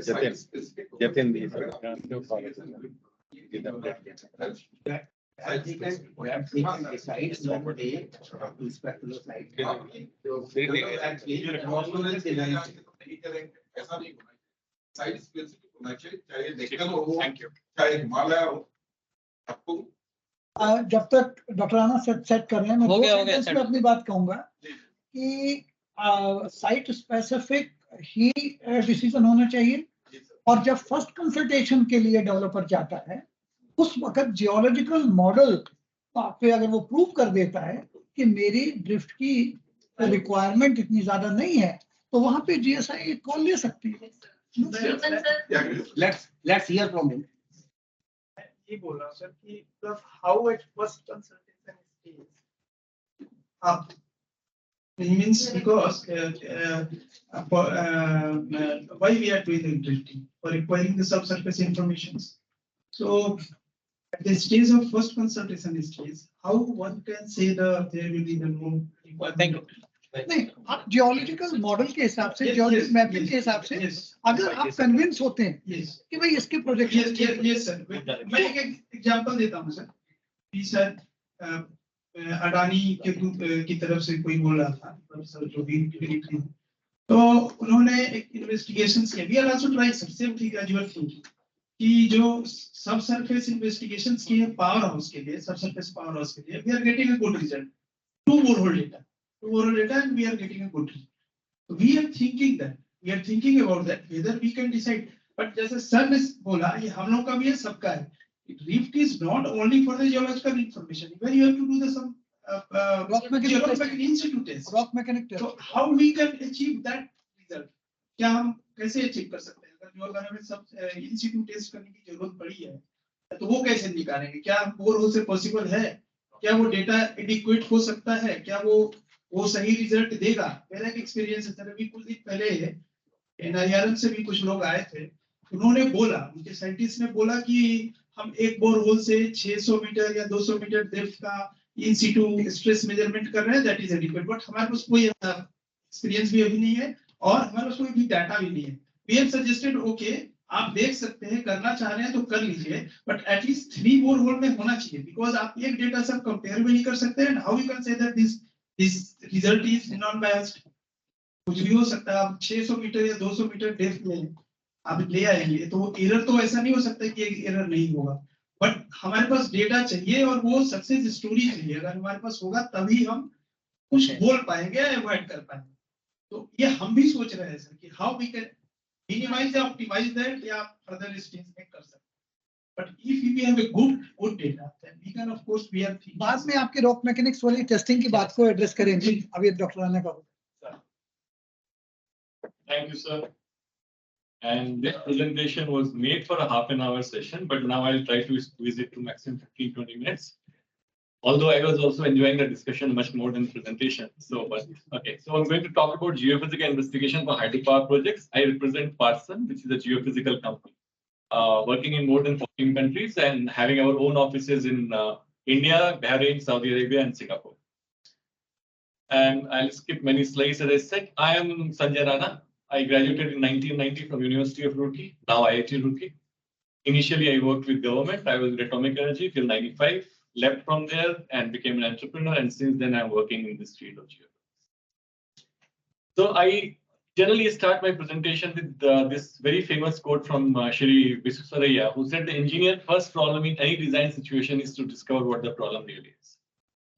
If we know what is the problem, we are talking about geological surprises since the time this meeting started, and we want to find out what is a geological surprise, what kind of surprises we can actually meet. So that is the first problem, to know what exactly is the problem. Today, unfortunately, we are working in this mode. That is, we are using the same old tools, age-old tools which are available to us, like this. And then someone comes to us with wheels and he says, tools are available, use them, don't be scared, your job is still safe. Our answer is no thanks, we are too busy. So we are too busy to improve. And that is a fact. And as a geophysicist, I'm telling you this is the fact. Because again, we are in this meeting, we are discussing so many things, how much drilling, whether drifting or not drifting, but very, very little reference. Thankfully, Gopal Dhawan Sahab is there. So he is talking of some geophysics. But otherwise, in most of these meetings, geophysics is not even talked about. Right? That is the biggest problem. And once we talk about it and we talk about it in the right perspective, most of these discussions will become redundant. Because then you will realize the basis on which you can actually choose spacing of your boreholes, number of your boreholes, requirement of your differing, etc. So I'll try to elaborate on that. So when we talk about difficult ground conditions, the fact is that expertise and engineering solutions are available for dealing with almost any ground condition. You know in the tunneling that you're going to come across an aquifer, a fractured zone, a shear zone, etc., etc. There are technologies which are available to deal with that. You can do that. You can figure out, for example, go through it, even in TVM. The problem is meeting the unexpected and uncertainty of the ground condition. And that is what we call geological surprise. So geological surprise, as far as I define it, is nothing but a situation which we did not anticipate because we did not investigate. Now, when they say that, can you eliminate it? Can you minimize it? We always can minimize it. Let's say I want to take care of my health. I'm 55 years old. I want my heart to be healthy. So I go for a run in the morning. I don't smoke, I don't drink, I don't eat fat, etc., etc. I keep a good weight. Now it is minimizing my chances of having a heart problem. It is not eliminating for sure. Even the fittest of the people get heart problem. They die sometime in gym also, right? But I'm minimizing my problem. I'm not eliminating it. Similarly, doing a good investigation, we should be able to minimize the surprises. And that should be our goal.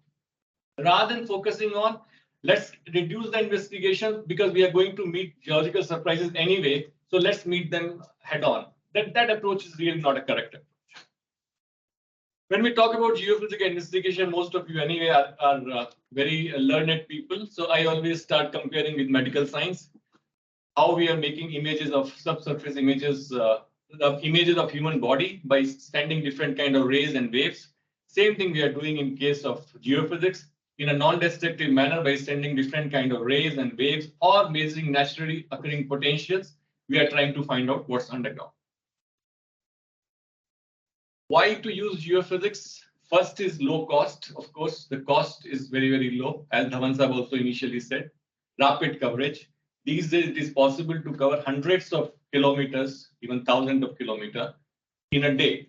For example, using heliborne or airborne methods. Continuous information. Now, that is the critical part of it. Now, for last 25 years, I'm coming across number of cases and BOQs and RFP documents where they say do a borehole every 100 meters or 200 meters or 300 meters. In mining industry, in one hectare, you do at least 10 boreholes or 4 boreholes, etc. Now, that is something which I don't understand. If you do not have the technology, it is fine. You are doing random drilling. But once you have the technology by which you can classify your subsurface and then optimize your holes. So for geophysics gives continuous information, whereas holes give you discrete information. Now look at this scene here. Here is a limestone pinnacle. There are some anthropological features and there is a void. Now, what are the chances of hitting any of these features by borehole done at a regular interval? 1 in 1,000 or 1 in a million, depending on what is the size of these objects and what is the spacing of your drill holes. Whereas if you do a good proper geophysical program, you can map all these features, all these pinnacles, all these geological changes. And next part is very important, optimization of drill holes. I always ask my audience not to go back home with a message that today I heard Dr. Rana and he said, do geophysics, you don't need any drill holes. That's not at all the message. Optimization of drill holes. Rather than doing drill hole in a random pattern, which might miss very critical anomalies, very critical zones, do a good geophysical campaign and optimize your holes and do it at the location where it is really required to be done. And then obviously it leads to minimization of surprises, but it is good for early stage application for better planning and smooth execution. As of now, unfortunately, it is being done as a firefighting. You get stuck and then you call a geophysicist to help you out. You already have spent millions of rupees. You have spent millions of dollars. Now, what's the point? By spending few thousand at the early stage, you could have actually saved the millions. That's the whole idea. Coming to dam site investigation. Again, I'll not go through many slides. I'll just define investigation objectives. So one objective is the geology of the dam site, including foundation of the dam itself, etc., etc. What is the strength of your rock? So this is basically where you're putting your dam. This is investigation objective 1. Objective 2, the geology of the area to be occupied by the reservoir once the dam is completed. Whether the storage area is watertight or these areas is having some kind of zone through which the water can actually escape and you can lose the water from reservoir. Third objective is stability of the slopes in the dam sites and reservoir area, whether landslides into the reservoir are possible, which of course can cause a wave of water, which basically can be pushed over the top of dam. These kind of dam failures have been reported in the world when a large landslide came in and reservoir water ultimately freezed the dam. So this is investigation objective 3. And of course, 4 is finding source of the construction material, which will be needed to build the dam from the nearby areas. Because to build a dam, you need different grades of material, and you can look for that also. So these are 4 broad objectives which I have talked about. Talking where geophysical investigation fits in. First is available geological maps should be studied. Geological mapping should be carried out. And then comes geophysical investigation. Okay. And then comes drilling. Unfortunately, in 99 of the projects, this entire thing is completely mixed up. Many a time they do geological mapping and then directly they go for drilling. And geophysics either is done parallelly or is not done at all, or is done to merely fill a formality that, okay, some geophysics has been done. That is the worst you can do with your project. So this is where it fits in. Geophysical investigation, then drilling, slope stability, hydrogeological, seismic, burrow areas, etc. etc. So we should know what is the right place also. Where does it fit in? Okay. There are various methods which are listed here. Again, I'm not going to read through these methods. Idea is to show you that for every problem, there is one method or the other which is available. For example, refraction tomography, which is pretty popular now.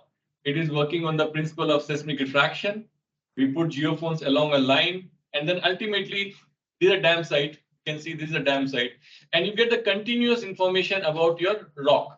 Where the rock is going deeper, it becomes very clear in these kind of investigation. You put geophones on the surface, or you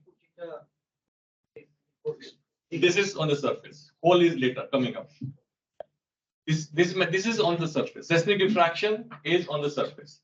Seismic refraction tomography, so you got confused because of that. It is tomography, but it is still a geophone surface. That one which is used in the oil exploration. That is seismic reflection. Yeah. Now, Deeper. even a small shear zone like this, for example, has now seismic refraction tomography is capable of even picking these kind of. It's hardly 7 to 10 meters. Again, any number of boreholes, chances of picking up these zones, 1 in 1,000 or 1 in million. And ultimately, you process this in terms of your weathered rock, your weathered rock, soil cover, hard rock, etc., etc. How much time does it take? Around 2 hours to do a profile of seismic refraction. How much time it takes to process the data? Around 2 to 3 hours for one this thing, right? So it's a very fast and cheap method. Well, Russians did it up to Moho. 29 kilometers. They used nuclear sources, but in our real life, 100 meters. So application, bedrock profile, rock quality and depth, thickness of overburden, fractures and weak zones, slope stability studies, etc. Then comes electrical resistivity or imaging. Again, a very strong method. Why so many methods? Why X-ray, MRI, CT scan? Same answer. If you have a problem with your bone, you go for X-ray. If you have a problem with your tissues, you go for MRI. If you have very high resolution scanning of your head, you go for CT scan.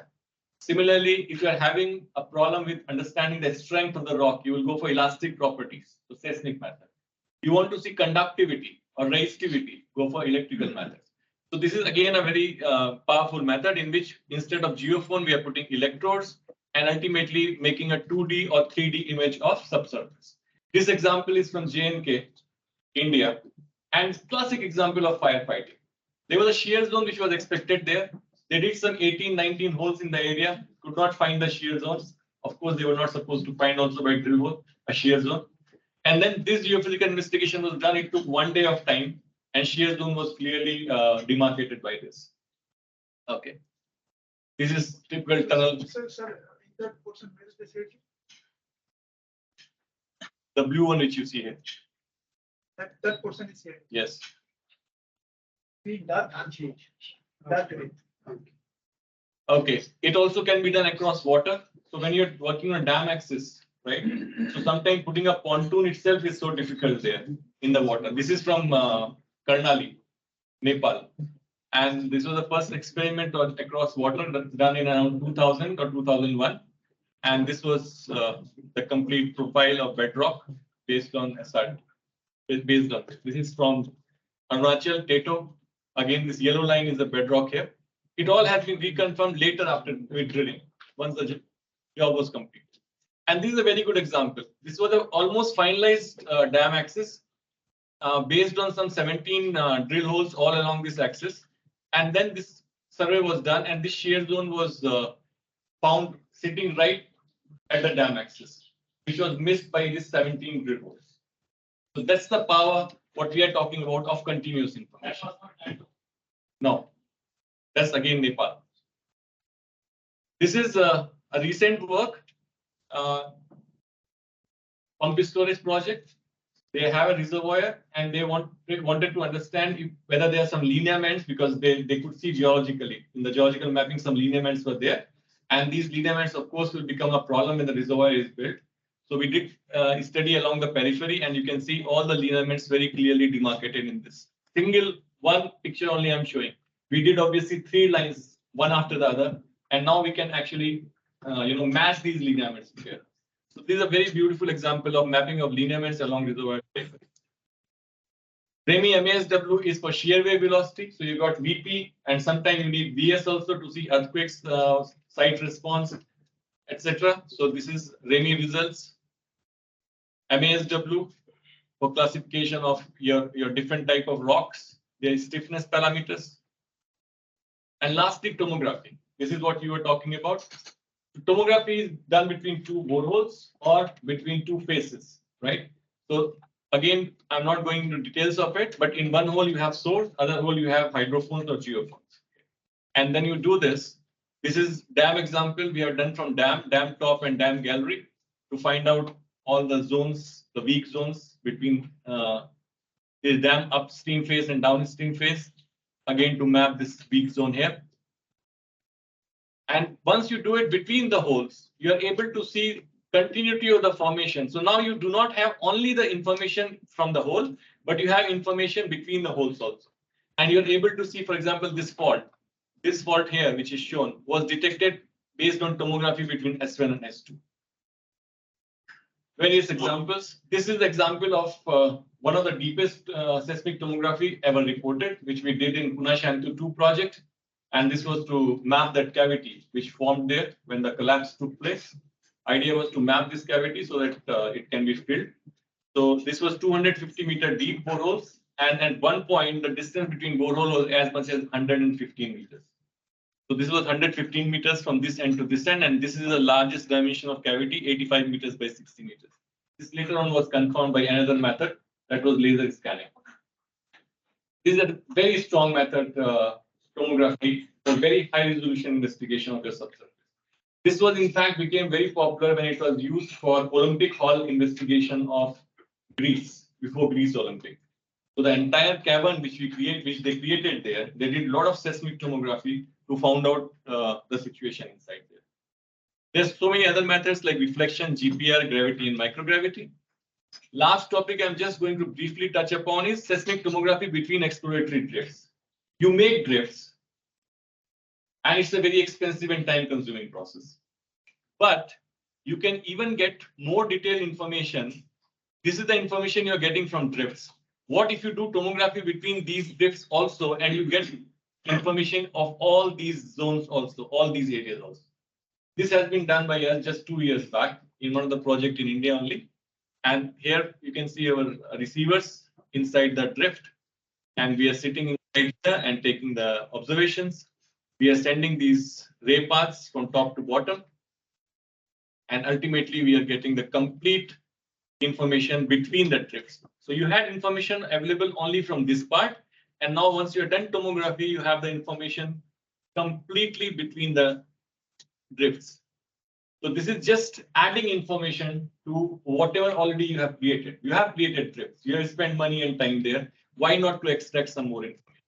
Here again, you can see this is one drift, this is a second drift, and these are low velocity zones, basically loose zones. These are very hard zones, and these are moderates. So like this, you have beautiful picture even between the drifts once you do tomography across. So geological investigation and site characterization, we're making drifts has been a standard procedure. This provides very valuable information about dam site. Making drifts is a time-consuming, expensive activity. To gain more advantage and cover more area, conducting seismic tomography between drift is a very cost-effective option. Last slide, limitation and reasons for failure. Because whenever you're talking of geophysics, there should be at least, there will always be one hand coming up saying, we tried to use it here, it didn't work, right? So that's something which doesn't surprise us anymore because it is being done more often than not in a wrong way. Wrong tool selection is the reason number one for the failure. It's the same thing. You had a slip disc and other person did X-ray on you because in that village, he only had X-ray machine. He did not have MRI machine. The wrong tool selection, method lacking desired resolution, geology ignored, calibration ignored, only single tool used. Punashantu 1, for example. Someone was talking of Punashantu 1. I have seen the investigation report there, which was done by not an Indian company. It was some Japanese company, I think, geophysics.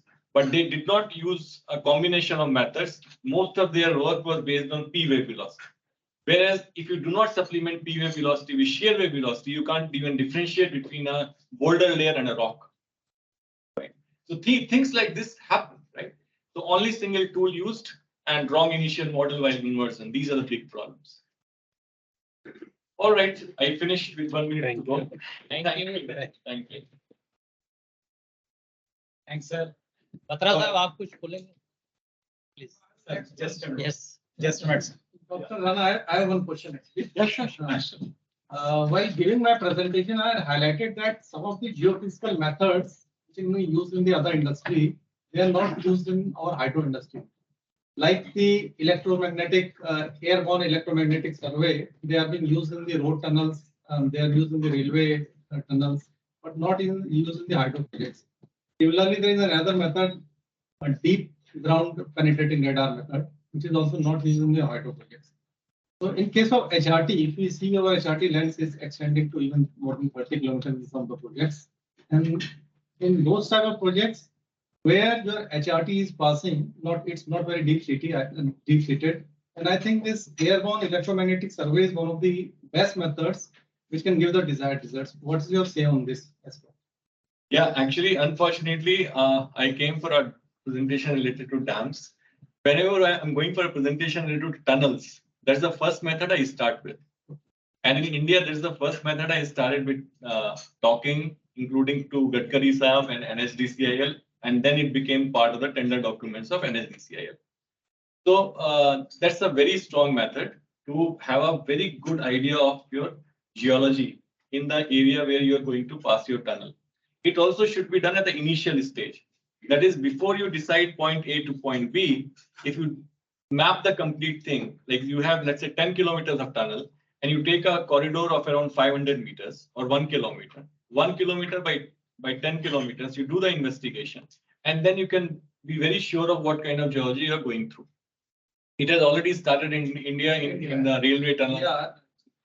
So that is very applicable. I have talked to Director NGI around 1 year back. Depth, I don't call it depth limitation. It's electromagnetic method, right? So just like any electromagnetic method, it will depend a lot on the ground conductivity. These days we are using double moment tensors, by which we are going to up to 600 to 700 meters depth, right? But if the top is very, very conductive, EM waves will convert to heat. Okay, skin depth formula, Maxwell equation. Right? So there, of course, depth will become lesser. Right?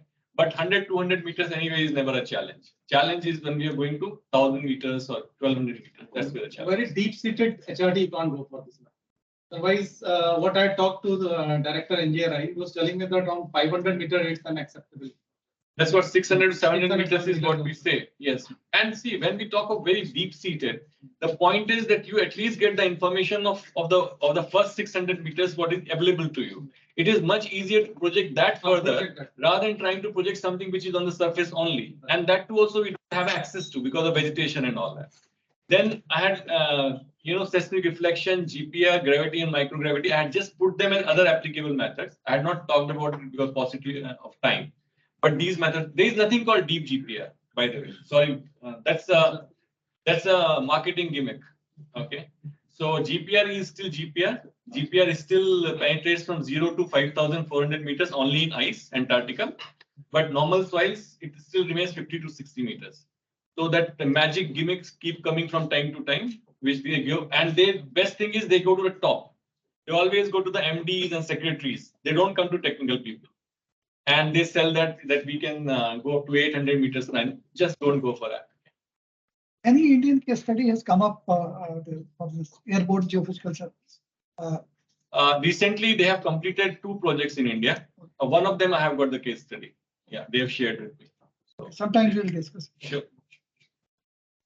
So any idea about the structural and multi-structure related with drones? Some people are telling that you can map a country with that.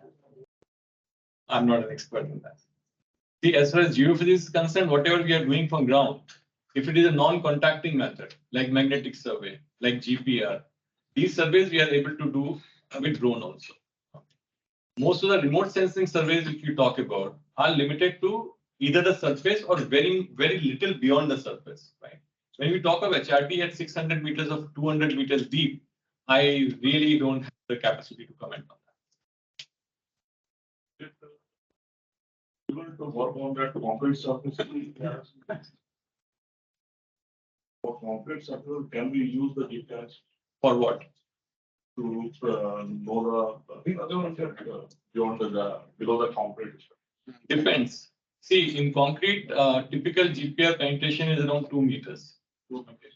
So if your concrete is thin, you have thin concrete, then you can see at least the void which is directly beneath the concrete. So that's why we use it to inspect the tunnel lining a lot. If tunnel is there, a tunnel lining, you want to see whether this lining is directly resting on the rock or is some void behind that. So it is used a lot for concrete investigation and behind the line.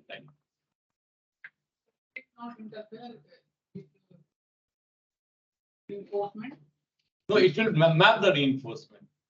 It doesn't matter. It is used for reinforcement mapping. It is one of the applications of GPR. So while we are using the there are limitations because that whole area was not properly considered. Was there for bottom loss was there. So during that recording of that data, so there are a bit of confusion on that because it cannot penetrate more than 200. That's what I said. Its penetration depth is 0 to 5,200. So if you are talking of putting it in the seawater, it is almost 0. Put it on a metal plate. Never do that. It will damage your antenna. It is 0. So as soon as the medium is very conductive, EM waves are getting dissipated and not going any further.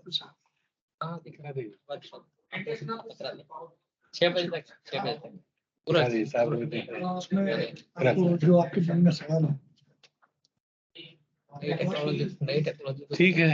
For any kind of investigation, you can use one or the other geophysical method to find out what is in the subsurface. Okay.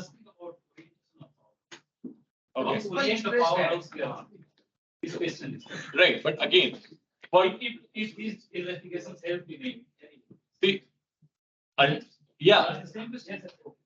So ultimately, it is knowing your subsurface, right? It just helps you to know your subsurface. Sir, I would like to share one thing. We used SRT as a measurement. And we were supposed to improve the ground to certain degree. And there was no other measurement to measure whether the ground has improved or not. The vision was discarded. It was not accepted as a ground improvement criteria.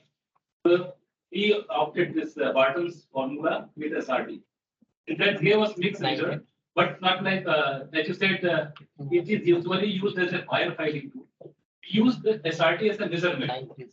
So we routed the ground. We tried to improve the strength. Later on, prior to and after performing the grouting, we performed SRT in entire 2 kilometers. Wonderful. So somewhere we could improve the ground. If the ground didn't improve, then how could the SRT measurement improve? But wherever FTs were there and there was an improvement in ground, which is so we could change from class 3 to 4 to 3 like. Wonderful. That's a good application. Yes. Next time include MSW also. Okay. Very costly there, sir. Thank you, Dr. Rana. Thank you for your beautiful insight on the subject.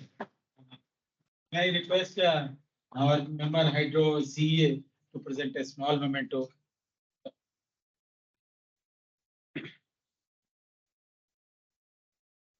My honor to. Thanks.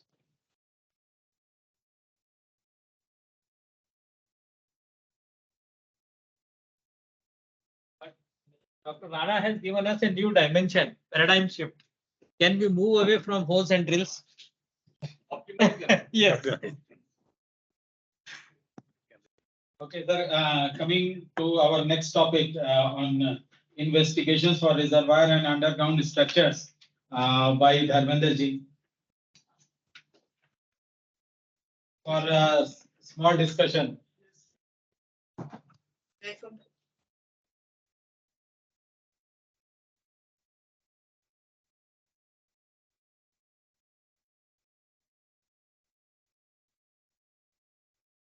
Namaskar, myself Dharmender Kumar, senior geologist, GSA.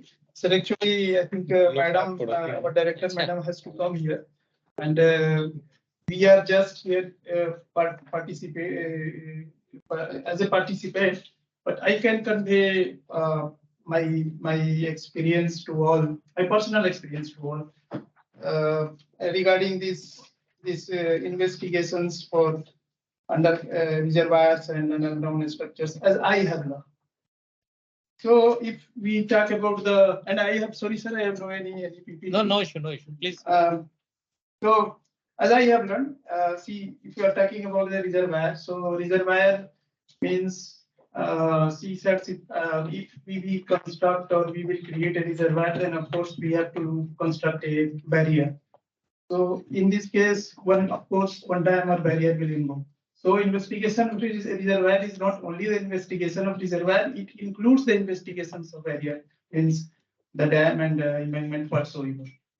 And same thing, underground structure. So process of investigation is same for almost same as already in the mornings in the previously, Dhawan sir had said that the first and foremost thing is the geological mapping. If you will call it the geological investigation, but here is the investigation. So I will conclude only the for investigations. First of all, you have to prepare a topographic map. So because topographic map will give many informations regarding how to select or how to study the alternatives for your dam to create the reservoir. What is the profile? What is how means you can create a number of profiles for your reservoirs. Even you can study the how the ground is behaving, means where it is low land, where is a high land, because you need some high land to create the reservoir. So in that case, the topographic map is the must or first and foremost thing. For that, I don't know, right now there are a number of data available in the market. So with the scales, for example, if you are studying at a regional scale, so you can use the DAM data and other also available data in topographics also for the topographic study. And even you can create the topography by using the DAM data as well as by total station survey. So topography is the first and foremost thing. Then of course, you come to on a geological study. So first of all, you have to study the regional geological study, and the geological study not only the demarcation of lithology and lithobands. It includes geomorphological study, geohydrological study, as well as the lithological study and geological structural study. It will start from the regional scale, and of course, you will go to the detailed scale, means large scale and site specific study as per your requirement for different kind of even alternatives also. So same process, and if you go in the detail, so already number of codes are available, and in that codes, the stages of investigations are there. Means preliminary or recognitory stage, recognitory and preliminary stage investigations. Then you have to come to the detailed stage, and again construction stage investigations. And of course, right now somewhere it is in the operational stage. Of course, it is required when you will get some problem, then again you have to investigate it. So all the codes are available, and my personal request to all, please consult and please read. Even there are some confusion. I am sure that there is a confusion, because the biggest problem is the investigation is the how many we will means drill the drill holes. What should be the spacing? what should be the depth, it is always under the questions. So it depends, of course, it depends. And it depends upon your stage by stage investigations. Initially, you can't drill directly very deep. So the investigation should be done by step. That will be the, of course, be beneficial for the project, and of course, cost effective, as well as you will establish the complexity of geology. Because in number of guidelines, or even you can read that the number of places it is written that the further drill holes or even if will depend upon the complexity of area. It is written as in the guidelines also or in the codes also. So based on that, you can decide whether it is required or not required. As one online speaker told them. So we have to investigate. We have to know that what is the risk. If the risk is low, then of course we can think about that. Where drift or drill further drilling is required or not. So with these points, and same kind of process is involved in the underground structures. So with these kinds of points, I thank you to all. So and sorry for because madam wants to call me, but she is on leave, so No she issue. hasn't. Sorry.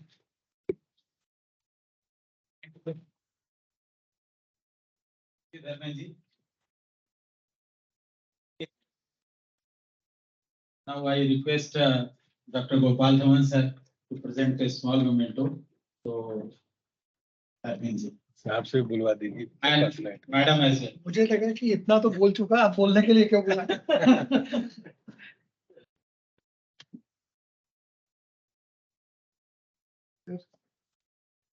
It is a wonderful opportunity. Yes.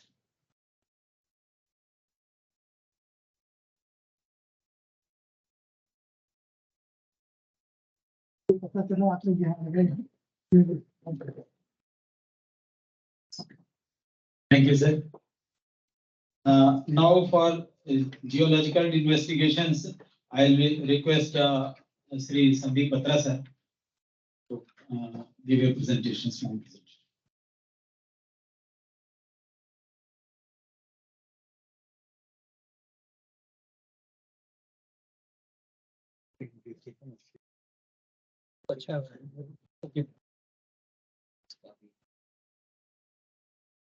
Respected member Hydro, Thank you. Saab, JK Singh Saab, Shukla Saab, and Tripathi Saab, and all the participants to this brainstorming session. I believe I will also have to rush through my slides. We are getting late. But my job has been made all the more difficult by Rana Saab. I have to talk for the geological investigations now. They are imperative, they are required. You cannot wish them away. Since I come from background of hydropower, I would like to tell that why this brainstorming session? Why at all? Because the situation is that it's a growing country, developing country, the load will be increasing. And we are trying to meet them through probably solar power now or wind power. But then if we are injecting that much of VRE into the grid, we have to understand that we need to bring up hydropower as well as PSP very fast for the stability of the grid. If we delay, we are not up to the mark, means we will have serious problems by 2030. So the time frame is such that now we are in 23, and probably a lot of PSP will be required in 2030. The way we are going, the way solar is coming into the grid. If at all we are going to keep our commitments of COP21 and COP26, we'll be having something like 300-350 gigawatt of solar by that time. 500 gigawatt of VRE is not a joke. But to handle that kind of VRE into the grid, you need balancing. And the balancing will come from hydro and from PSP, and we need to have them very fast. So we need to reduce the time for investigation as well as construction. That's why we need to have. You have underlined the actual problem here. The best part is that thing is very much important. See, but it's a trade-off. That if you don't do the investigation, you will have problems at construction stage. That will get elongated. We need Say one we have to make the balance. 1 year of investigation and 10 years of construction is also not desirable. And 5 years of investigation and then probably 5 years of construction. We have to make a trade-off. So we are here to decide that trade-off. Again, if PSP is to come into the Deccan Plateau, Western Ghats and Eastern Ghats, we have to understand the geology is different. Probably we need to have newer standards made by BIS that means the way it has been done in past by those committees. But okay, this much height of dam, this much drifts. Powerhouse, this much drift. Probably that will not work there. So a trade-off is required. So I'm starting from that background that why at all we are here. Right.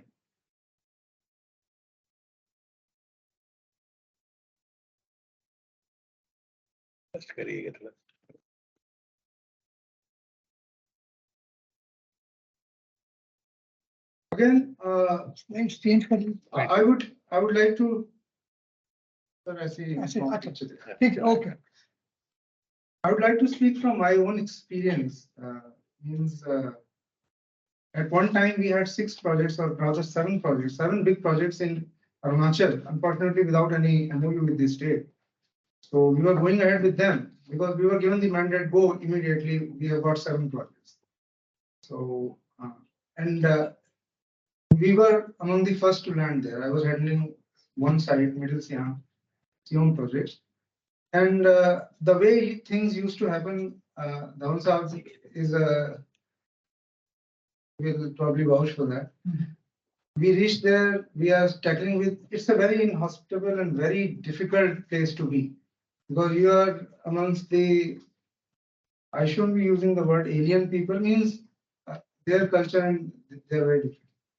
You are, why surveillance investigation is very tough. That too I would like to tell because probably that is also very important. That you have to set up everything from scratch. Out of the 3 stages of a project, hydro project or PSP, survey and investigation, construction and O&M. I can tell you probably, you said it, probably worse people would do that. I wouldn't say that. I wouldn't say that. Yeah, you left that legacy to us. I was in Reliance that time. You work from you and then everything without CISF was very much difficult. So hostile what I can understand what you want. The toughest is survey and investigation. So those who go there probably perhaps for that. Yes. Especially in Arunachal. People cannot even imagine the kind of situations we handle. And more so Arunachal, probably people means I will have tears in my eyes. Remembering that. Anyways, very, very tough. Very, very tough. And then the way it used to happen, at that time probably we need to change that. Then when you are there seeing how will I cross the river? And how will I tackle these people who are saying that don't come into our land? So we get an investigation plan. These are the holes that we have to make. This is the drift that we have to make. Whether it is on the other bank, we had one on our bank, the highway bank, and one on the other bank where there was no way to go on the other bank. So anyways, so investigation plan is there. There is no geophysical thinking of anything. It starts from there. Why it was tough? Because geological mapping is still not there with you. So that probably the takeaway from this brainstorming will be that probably the first thing is to have geological mapping of the area. And now we have the technology that we can use drone very effectively. Because we didn't have drone when we started in Kashmir. And Arunachal also. Arunachal also inhospitable, inaccessible. So drone should be used as much as possible because in Kashmir also there are problems when you have high cover on the tunnel and it's probably very cold up there and snowbound also. And terrorists, at that time there was a problem in Kishtwar area. The terrorist was residing in inaccessible area good heaven for terrorists.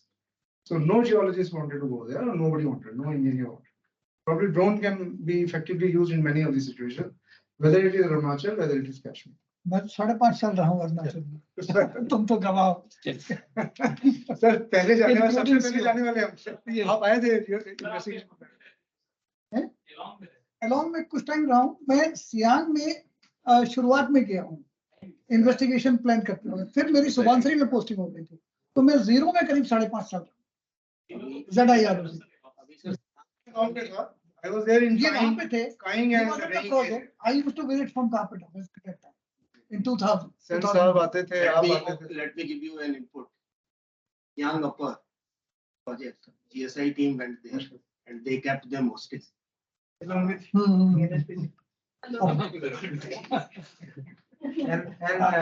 श्यामापर की बहुत यादें हैं तो अभी time नहीं है नहीं तो And irony is that this is, I think this is a national project. This is a national project. Yeah, this is from NHPC. We went there for 1 month and only 4 days we could have worked. Again, we are going for Siang पर. Batra sir हम वही एक शौक से आप लोग CISF के साथ करवाते थे ना? नहीं उस टाइम CISF हमारा से नहीं वो तब नहीं थी तब नहीं थी there were 3-4 officers of us. चलिए ये तो बात हम मुद्दे पे ये बार हो जाएगी बात। It's very emotional for many of us. 3 or 4 officers, no CISF. नहीं जब पिटाई हो जाती है तो फिर इमोशनल हो ही जाता है। Same situation था sir even the middle Siang. क्योंकि मैं 5 साल घुमा हूँ कोना घुमा हूँ नॉर्थ ईस्ट में। Anyways, but at the same time, probably the first step should be the geological mapping of the area and as elaborate as possible because that will give us the grid to work upon and a frame from whole to part. Then probably come the borehole parts and as Rama Saab said that probably we should try to further map it through geophysical and probably the another takeaway will be that very as early as possible we should have a joint visit to the sites taking GSI on the board because ultimately most of the things are flowing from there. This is the requirement, you have to do it. So taking them, whether it is a private developer, whether it is an HPC, probably the next step will be that the once we have had the mapping done by our own geologists, we should call GSI as well as CWC as well as CA experts and the developers also or consultant also. And then we should make a plan, geological plan that where we are going to do the holes and then probably geophysical comes in. What we were doing there, I'm telling you that investigation plan comes, investigation boreholes start right wherever accessibility is there. Probably not on the other bank. I'm thinking then the way things went that we were crossing through again a little bit of time. KK Singh Saab, I'll borrow a little time. That first through a local boat, putting your life every day at risk. Secondly, through that wire rope. And a trolley, probably some of you, if they have crossed, that too again putting your life at risk every day. And third thing was that since I was a civil engineer, I designed a suspension bridge. I tendered for it, I constructed it and saved my life. Walked on it. And walked on it, yeah. First run. People describe that, sir. Huh? Tatu people describe Mega, it's mega village, rain to mega. It's downstream of Tata. My project was downstream of Tata. Siom. Get nothing out of those apartments. Huh? To get nothing out of those apartments. Yeah, yes. You get my point. Yes. You like it so you do interior there. So even construction of it was very difficult. So our geological mapping went side by side. We started with holes wherever they were accessible. Because I was also young. That's the thing. Means you get a mandate, you have to complete it. Mapping was going. Then geophysical came later on at some stage. Our drifts had started by. Probably we need to rethink and reinvent it, how we can go best. And yes, I'm of the opinion that the standards should be revised, particularly for PSP, because right now we have the luxury of environmental clearance and that investigation going on parallel. Because you have plenty of time, because that takes a lot of time. If with the new PSP policy, if Environment Ministry also MOEF comes on board and they relax it for PSP, then we will have lesser time. So probably for Deccan Plateau and Eastern Ghats and Western Ghats, we need to reduce the investigation and need to, because time frame is again 2030. So 2 years of investigation and 4 years of construction, again, you are 7 years and you are in 2030. You have to start now, and I would request, this is the forum, little different request away from drilling and drifting, that probably this is the time that CA should have a pan-India survey also to identify right PSP sites, and where we can locate our upper reservoir, lower reservoir, and what will be the water conductor system.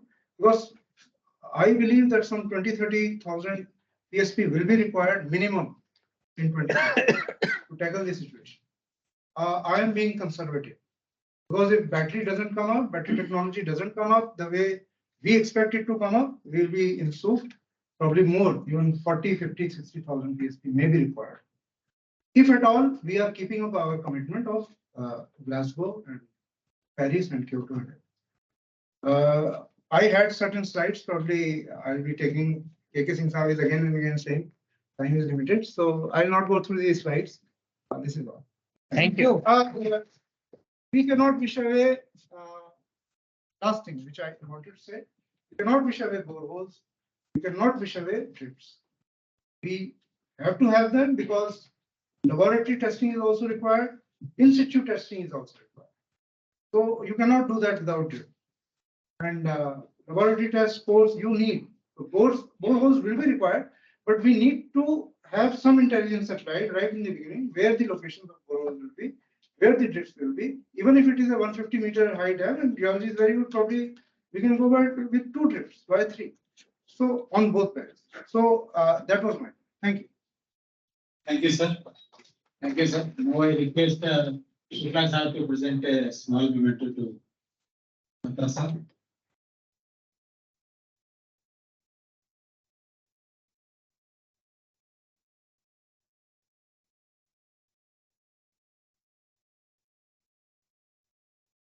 Coming to our next presentation on geotechnical investigations by Dr. Manish Gupta, USMRS. I personally feel that really when we work for some project, we get attached to that. So we can have some sort of stories for each and everyone's experience. We can compile it and have a book release from CBIP. So that will be a good thing that we have owned that project actually in our heart. It has been done, sir. The Upper Ganga Canal and Top Canal, the engineers of that time, Gangaram sir, N. Khosla Saab, Sevakram sir, they put their memoirs into books.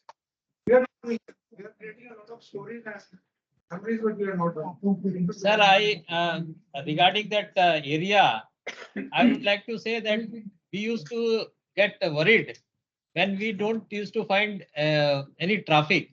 That road was very open, nobody is coming. So we can drive at here, people feel very excited. They can drive at 180 speed. But when you go that side and you don't find traffic, that means something is wrong. And there are chances you are going to get trapped.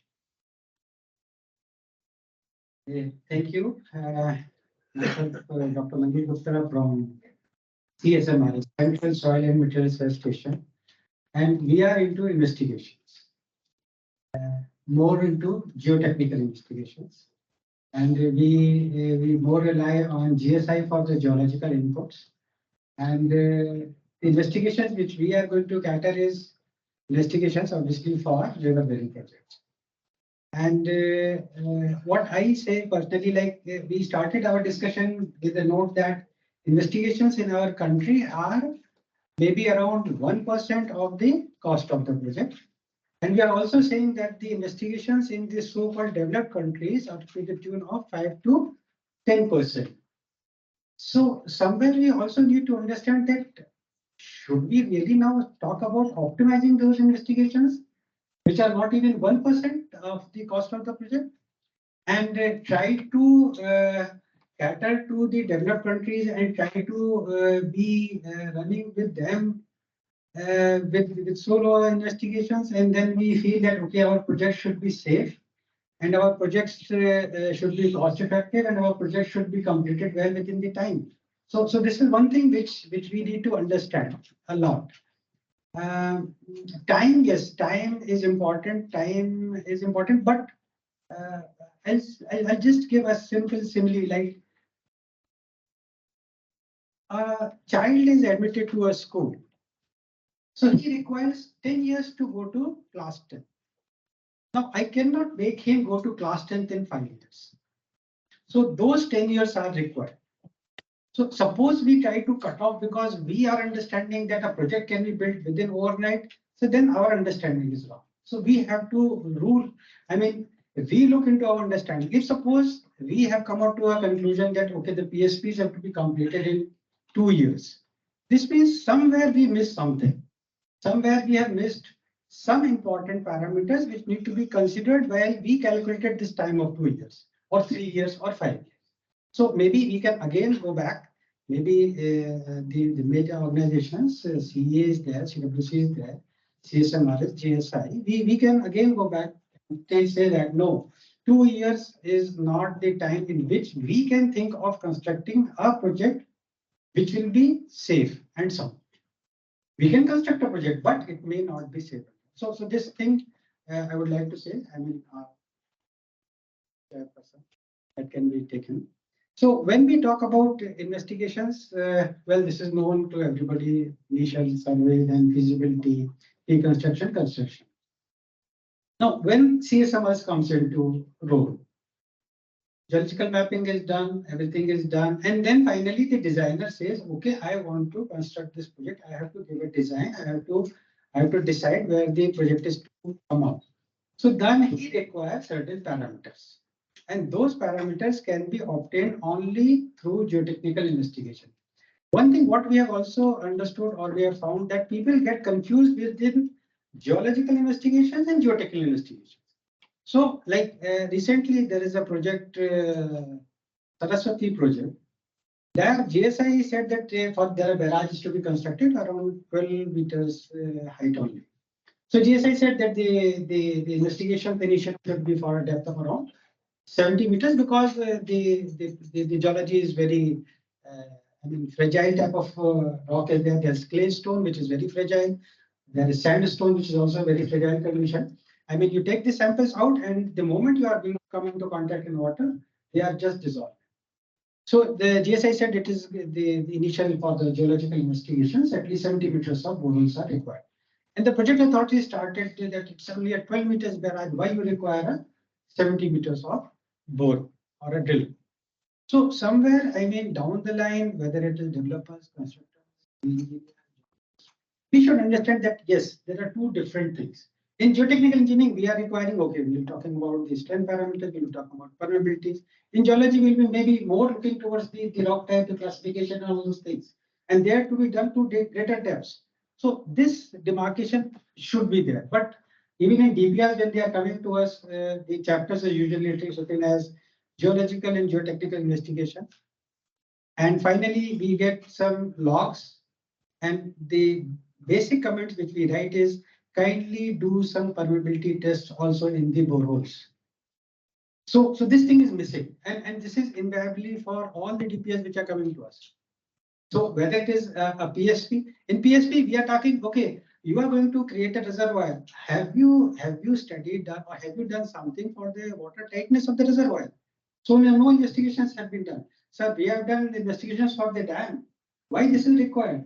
No, so this means those basic understanding, that basic understanding is somewhere missing. You don't just own it. वही कह रहा हूँ sir, वो basic understanding कि ultimately आप बना क्या रहे हैं? आप बना रहे हैं एक रिजर्वायर जिसमें कि आप पानी को पंप करेंगे पैसे से, तो उस पानी को आप गवा नहीं सकते. You cannot afford to lose it. So when you cannot afford to lose it, then you need to understand that reservoir is to be watertight.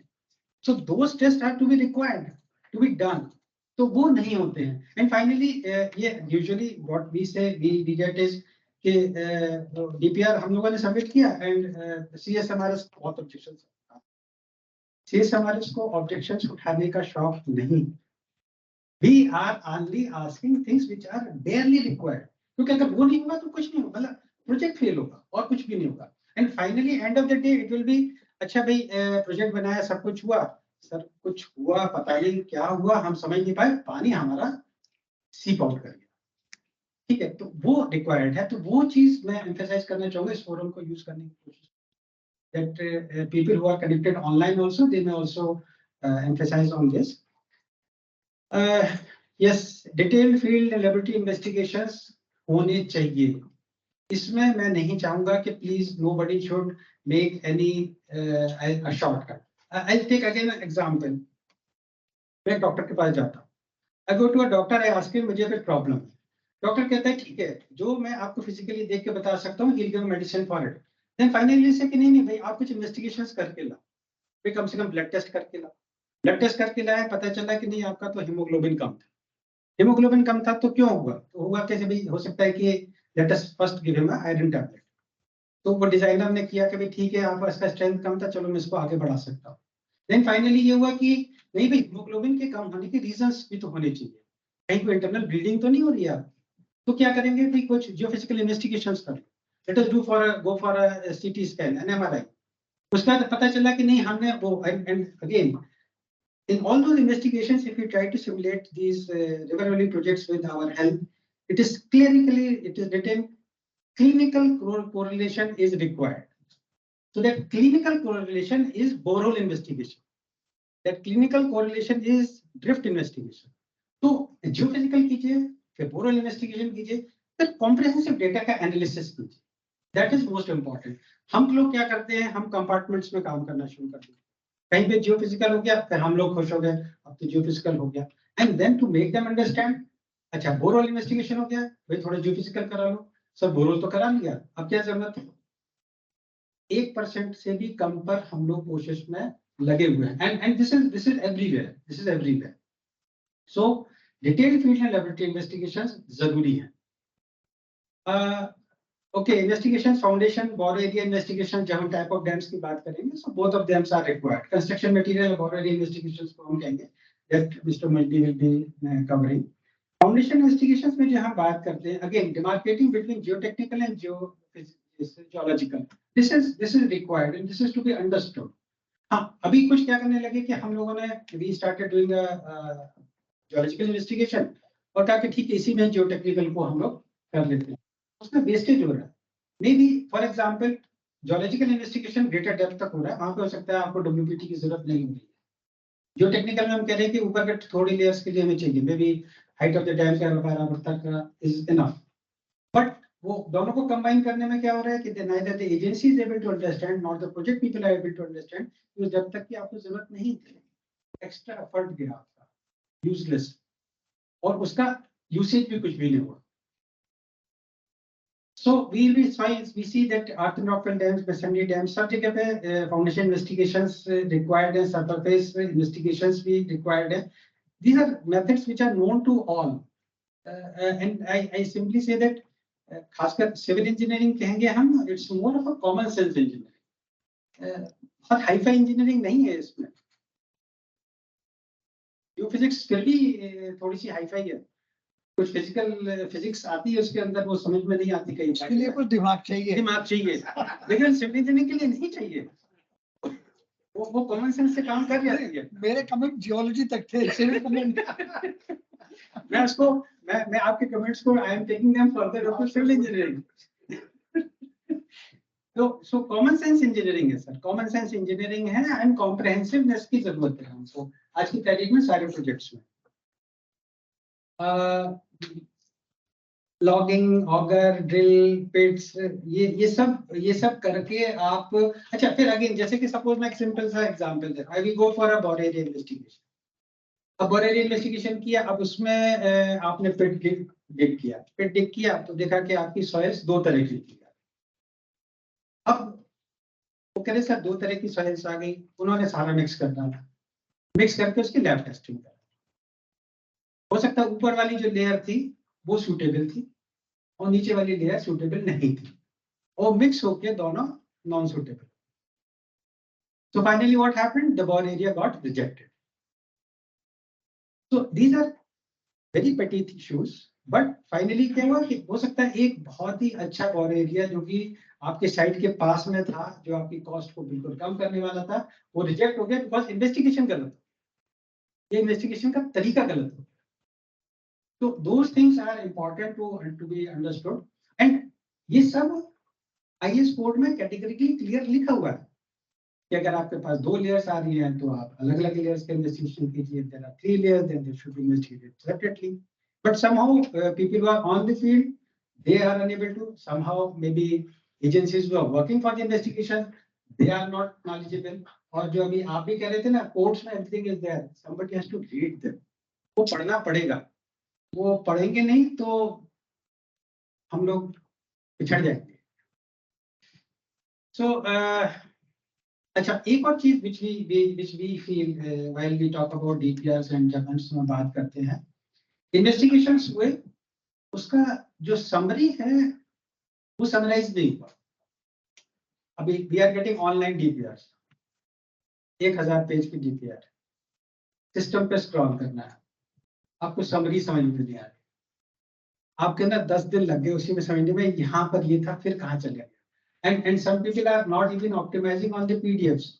AutoCAD से पीडीएफ कन्वर्ट किया, पीडीएफ को उसमें मर्ज कर दिया, 10 MB का एक पीडीएफ है, हमारे सिस्टम्स नहीं उसको बेचारे झेल पाते. Even the best of our computers 15 MB या 20 MB की जो एक पीडीएफ जब वो बन के आती है, if you scroll through it, those finer details to understand them, it's really difficult. So summarizing those details in those documents is very important. And for that, the people who are working on it, they should take care. They have to take care. Design parameters, treatment proposed इसमें होना चाहिए. We should also have dynamic properties of the soils. Infection susceptibility की भी we have to talk about it in those reports. We have to determine the dynamic characteristics of the rock foundation also. And so all those investigations have to be there. We talk about masonry and concrete dams. Again, drill holes की जरूरत है, आपको abutments में drifts की जरूरत है, आपको rock to rock shear parameters की जरूरत है, rock to concrete shear parameters की जरूरत है. अगर वो नहीं होगा, हम डिजाइन कैसे करेंगे? The drift we are talking about, which is the main concern, not of the damage. Dam abutment का जो drift बनाते हैं, उसमें इसका length ज़्यादा नहीं होता. So it will not take much time. As far as PSPs is concerned. Fine. अभी हम थोड़ी देर के लिए बात करते हैं. We don't go for drifting. We go for bore logging, and we are missing a shear zone. Okay. और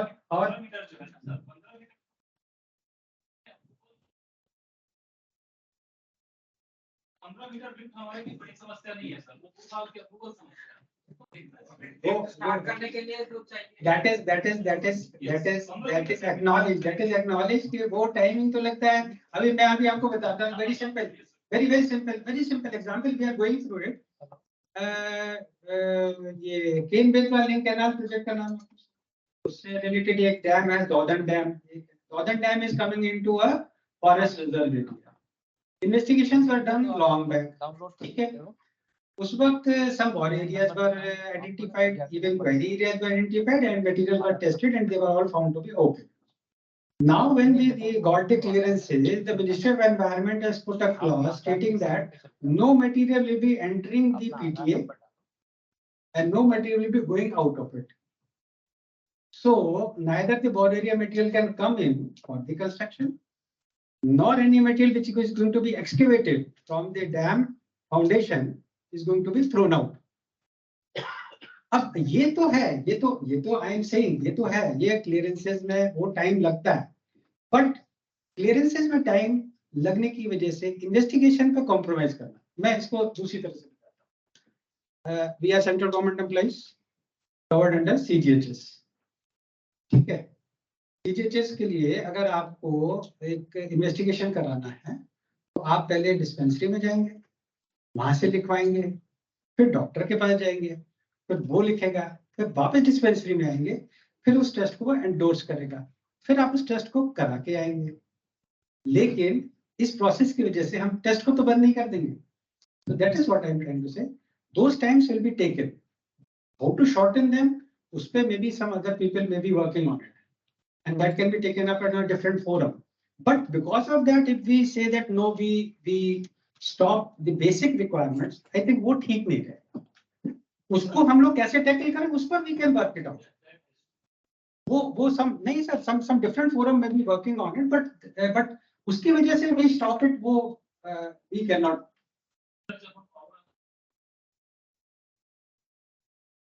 में हम तीनों डायरेक्शन लेकर लेंगे सर, हम वहाँ पे कर लेंगे जो भी रिक्वायर्ड है। देन में इसी टाइम पे जब हमारे पास होंगी तो हम ब्लॉक शेयर कर लेंगे। तो वो सारे टेस्ट जो फाइनल स्टेज के लिए जरूरी है हम उस समय कर सकते हैं। तो अभी हम एक कंजर्वेटिव मॉडल पे चल सकते हैं। नहीं तो वो तो ऐसा होता है। I mean when they are coming for to जो फॉर डीपीआर जैसे क्लियरेंसेस के लिए हम लोग के पास आती हैं, तो जो डेवलपर्स होते हैं, तो डेवलपर्स टेल इट के साथ दिस वी कैन, और हम लोग भी उसको लॉजिकली अंडरस्टैंड करते हैं। मतलब हम लोग वी डोंट से कि नो ये पहले आप लाइए उसके बाद ही आगे कुछ होगा, we don't say that. So if yes we understand, हाँ। So what our role is that we try to make the developer understand कि this is required. अलग-अलग stages पर आपको required है। अब if the developer is able to say and which goes logical also कि yes this will be done at that time, so we give clearances. ऐसा नहीं है, ऐसा नहीं, we give it.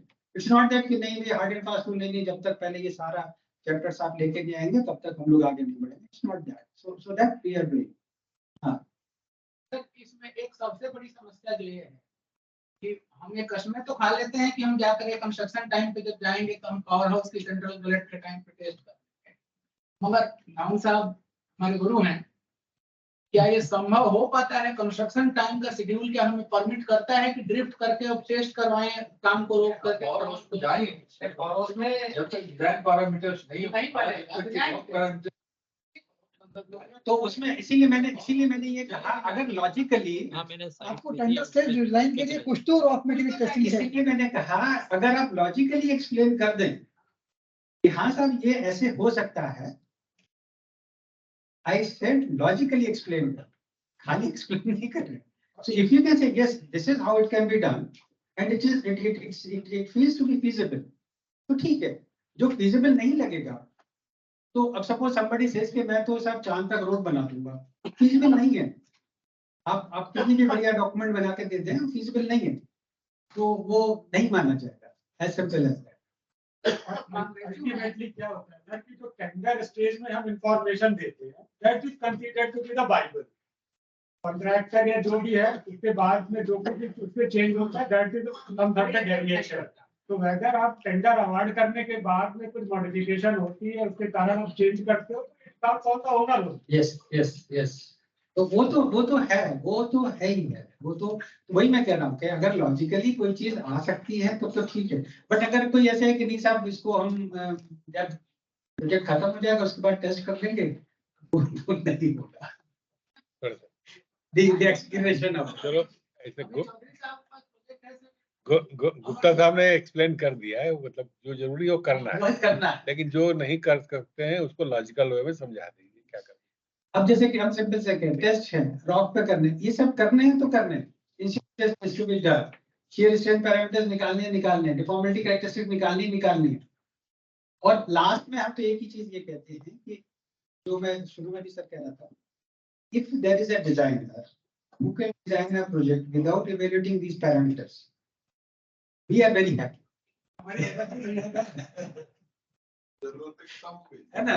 So and that is not possible. And so all these things are required. Designer है ना, बैठे ना तो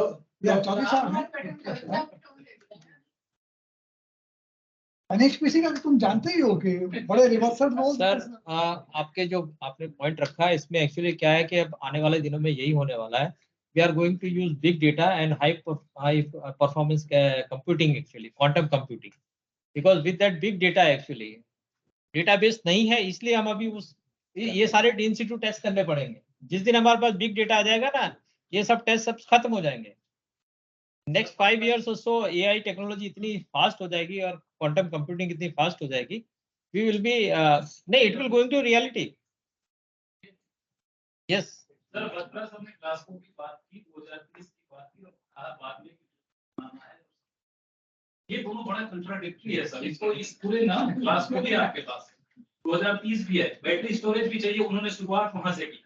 आखिरी सेंटेंस था उनका, आपको ड्रिफ्ट बनानी पड़ेगी. क्यों बनानी पड़ेगी? अब वो सर ने अभी जवाब दिया कि अगर आपके पास डेटा नहीं है तो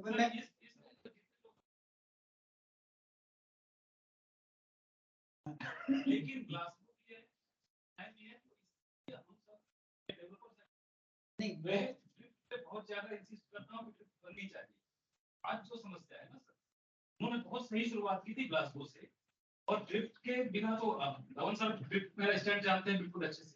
लेकिन सर यहाँ पे मेरा ये कहना है कि जब मुझे 2030 में इतनी बड़ी समस्या है तो हमें अल्टरनेट बेस निकालने पड़े. उसमें और जब सर एक और कल भी बात कर रहे थे, एक जमाना था कि जंक्शन पे चारों तरफ रिप लगा दो, डिजाइन में कुछ भी आप चार इधर रिप लगा दो, इधर लगेगी साइकिल से.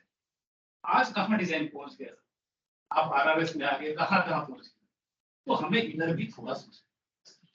तो उसमें एक्चुअली इसमें दोनों तीन चीजें वही हैं कि या तो हम लोग मतलब देखिए कुछ जगह पे तो आपको ड्रिफ्ट इसलिए भी मतलब मैं तो जो टेक्निकल पैरामीटर्स के हिसाब से बात कर रहा हूँ कि उनका इवेल्युएशन आप जो है ऐसे नहीं कर सकते, क्योंकि जो अनटिलनेस यू हैव द सैंपल, और बोरहोल से आपको जो सैंपल मिलता है वो बेस्ट सैंपल होता है, उससे आप बस पैरामीटर्स निकाल नहीं सकते.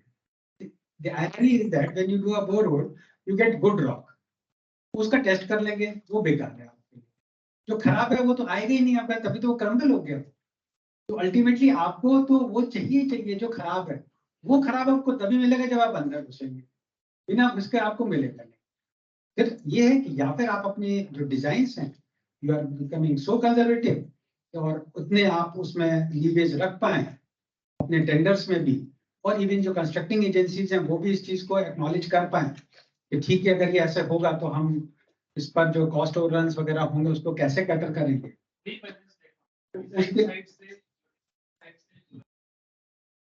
तो सर भी जैसे एआई वाली भी चीज होगी तो कुछ जगह पे तो काम कर जाएगी, बट आई थिंक जब हम जियोलॉजी में काम करेंगे ना सर, एआई वाली तो काम करेगी जहाँ जिस तरीके के पहले केस स्टडीज होंगी, उसके जब नई जियोलॉजी में काम करेंगे.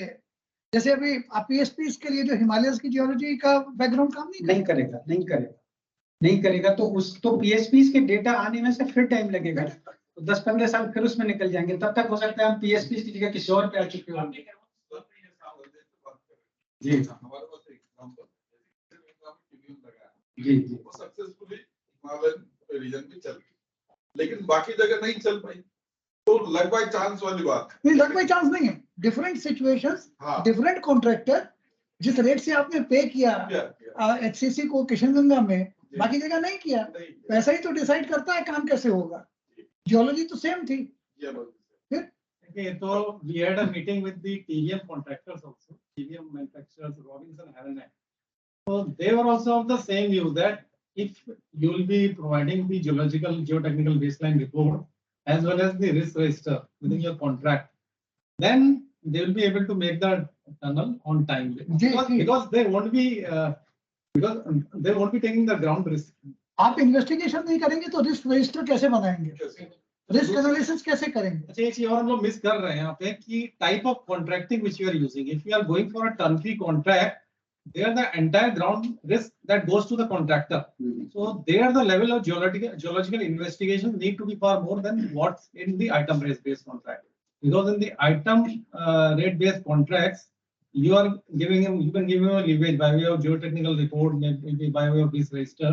But in case of turnkey, you have a fixed, it's a lump sum type of contract, and wherein your geological investigation need to be very thorough. So that thing also we need to. इसीलिए आप देखेंगे जो NHPC का view है और जो JSW का view है, वहाँ एक फर्क है, क्योंकि दोनों इस चीज को अलग पर्सपेक्टिव से देख रहे हैं.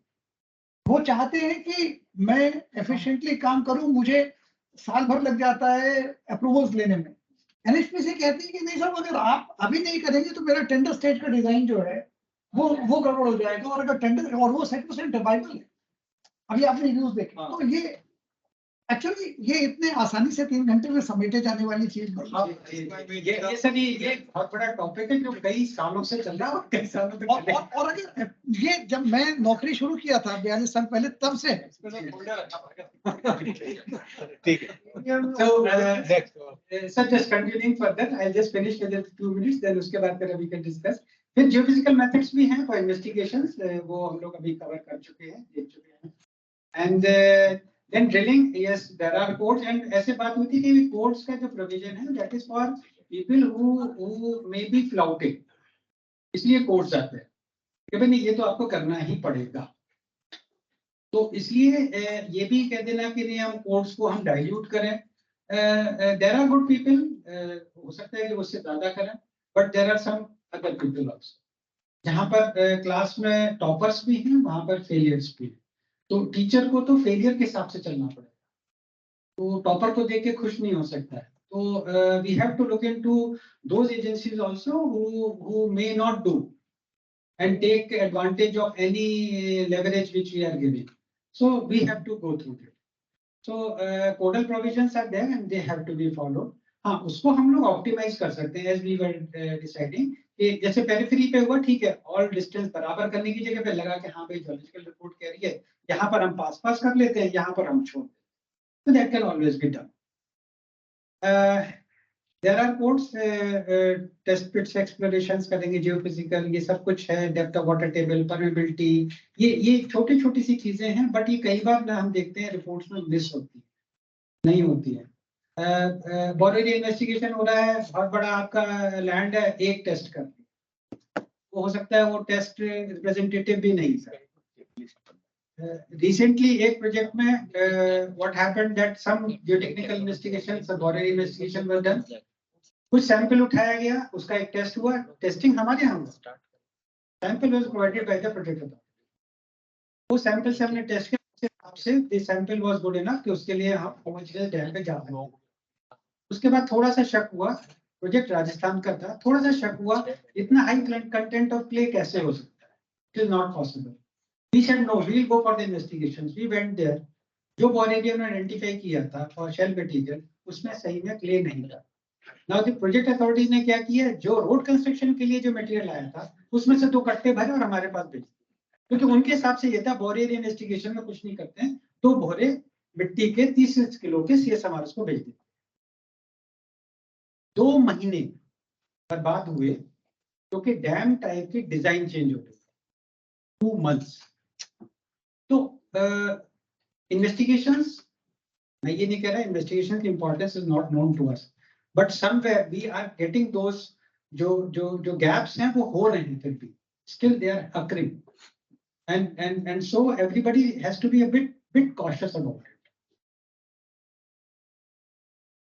अगेन ये कोडल प्रोविजंस ही है, मैं वो बताऊंगा. बोरवेल्स में मैं थोड़ा सा I would like to say that all data उसमें आप दे दीजिए, सो दैट डिजाइनर को थोड़ी सी आसानी हो जाती है समझने. SPT वैल्यूज हैं, please plot them. Permeability values हैं, प्लीज शो देम, वो जरूरी है. इंसिडेंटली रॉक बोरवेल्स के लिए IS कोड है, सॉइल की एक्सप्लोरेशन के लिए कोई कोडल प्रोविजन अभी तक नहीं आया है. तो अभी we are working with BIS and we will be giving some borewell के बेसिक, कम से कम ये सब प्रेजेंटेशंस होने चाहिए. This will be putting up there. Field investigations में we are having plate loads, SPT, TCPT, SCPT, ECPT, pressure meters. Now सारे टेस्ट का अगेन वही है, requirement based on the geology, based on the materials, based on water structure is to coming up, वो understanding के हिसाब से testing होना जरूरी है. कुछ प्रोजेक्ट्स में सर यहाँ तक हुआ कि लोगों ने PLT करा लिया उस सरफेस के ऊपर जो एक्टिवेट होकर फेंक नहीं है. प्लेट लोड टेस्ट 1 मीटर से ज्यादा का करना बहुत मुश्किल है. 1 मीटर के प्लेट लोड टेस्ट की जो जोन ऑफ इन्फ्लुएंस है वो 2 मीटर आएगा. आपका एक्सकेवेशन डेप्थ 5 मीटर्स, वो टेस्ट यूजलेस है. एंड देन फिर ये था कि हमारे पास तो PLT के रिजल्ट्स हैं, हम इस पे डिजाइन क्यों नहीं कर सकते. That foundation is not there, that material is not there for which you are going to design. So understanding at what level things are to be done, that is also very much important. Borewell से कर सकते हैं, SPT ये just एक pictographic कैसे कैसे है। SPT है सबसे ज्यादा यूज होता है and this is the only test I will try to emphasise, जो जितना गलत करते हैं उतनी अच्छी वैल्यू देता है। The wronger you are in doing SPT the better value you get it. आपने एसपीटी को टेढ़ा किया, उसमें क्या हुआ, आपकी एनर्जी नीचे गई, कम ब्लोज बढ़ गए, आपने कहा वैल्यूज बहुत अच्छी हैं, डिजाइनर खुश है, फाउंडेशन बहुत स्ट्रांग है, उसने कह दिया ठीक है भी कर सकते, कुछ भी नहीं हो सकता एसपीटी वैल्यूज से, मैं C5 वगैरह सब कुछ निकालूंगा अपने डिजाइन पे। बाद में लिक्विफेक्शन हो गया और उसके बाद वो खत्म। so this is very important कि नहीं हम क्या करना चाह रहे हैं। एंड सर ने मजाक में कहा था इन्वेस्टिगेशंस पे खराब लोग जाते हैं, बट खराब तो नहीं जाते, लेकिन हाँ फील्ड में जो होते हैं वो उतना दिमाग नहीं लगाते, ये फैक्ट है। वो हम लोग डेलीगेट कर देते पावर्स। अच्छा वहाँ टाइम डेलीगेशन ऑफ पावर बहुत फास्ट लगती है फील्ड में, वहाँ फटाफट डिप्लोमेटिकली कहा है। तो देन सीपीटीज, रेन शेयर्स, ये सब टेस्ट हैं, डीएमटी हैं, प्लेट लोड टेस्ट, ये कुछ कॉस्ट वर्सेस एक्यूरेसी है। प्रेशरोमीटर टेस्ट है, थोड़ा कॉस्टली होगा, एक्यूरेसी ज्यादा। डीसीपीटी से आपको कुछ मिलेगा, SPT is not that costly, not that आपको एक्यूरेसी मिलेगी। So this also need to be understood when we are going for these tests. Relevance of in situ test, SPTs, silts or sands, slightly gravel तक जाएंगे, CPTs, clays से gravels तक, DMTs, PMT, then geophysical हम कहेंगे टूरे में चल ही रहा है हमारे। In situ permeability test, yes, these are important. और हम ये कहना चाहेंगे टेस्ट करने में we should not be, I mean कंजर्वेटिविज्म उसमें टेस्ट करने में नहीं करना चाहिए। 2 कर लीजिए, 3 कर लीजिए। एक प्रोजेक्ट में प्लेट लोड टेस्ट डिजाइनर को एक ही जरूरत था, वी सेड ठीक है भाई ये कर सकते हैं, हमने कहा नहीं ऐसा आप करते हैं 2 टेस्ट कर। प्रोजेक्ट्स को लगा कि क्यों 2 टेस्ट, जब एक से काम चल सकता है। सैचुरेटेड कंडीशन में प्लेट लोड टेस्ट करना था, पीएलटी किया, पीएलटी करने के बाद जब सैंपल निकाला, सैंपल जो है ऊपर के पोर्शन में सैचुरेटेड था, नीचे ड्राई, वो पीएलटी यूजलेस हो। तो इसलिए हम कहेंगे कि टेस्ट में 1 या 2 ज्यादा हो जाए उसमें कोई दिक्कत नहीं, क्योंकि the setup which you are going to create for doing those test, उसको दोबारा से आपको मोबिलाइज करना बहुत मुश्किल है। तो एक्स्ट्रा में मत घबराइए, दिस इज व्हाट आई से। एंड सेकेंडली अभी तो ये भी सर हो गया है कि जैसे ड्रिल होल्स को हम ऑप्टिमाइज करने की बात हो रही है, agencies don't come. If I say कि मुझे 2 ड्रिल होल कराने, agency will not come, there are no agencies. Agencies जो आएंगी they will not be capable of doing it.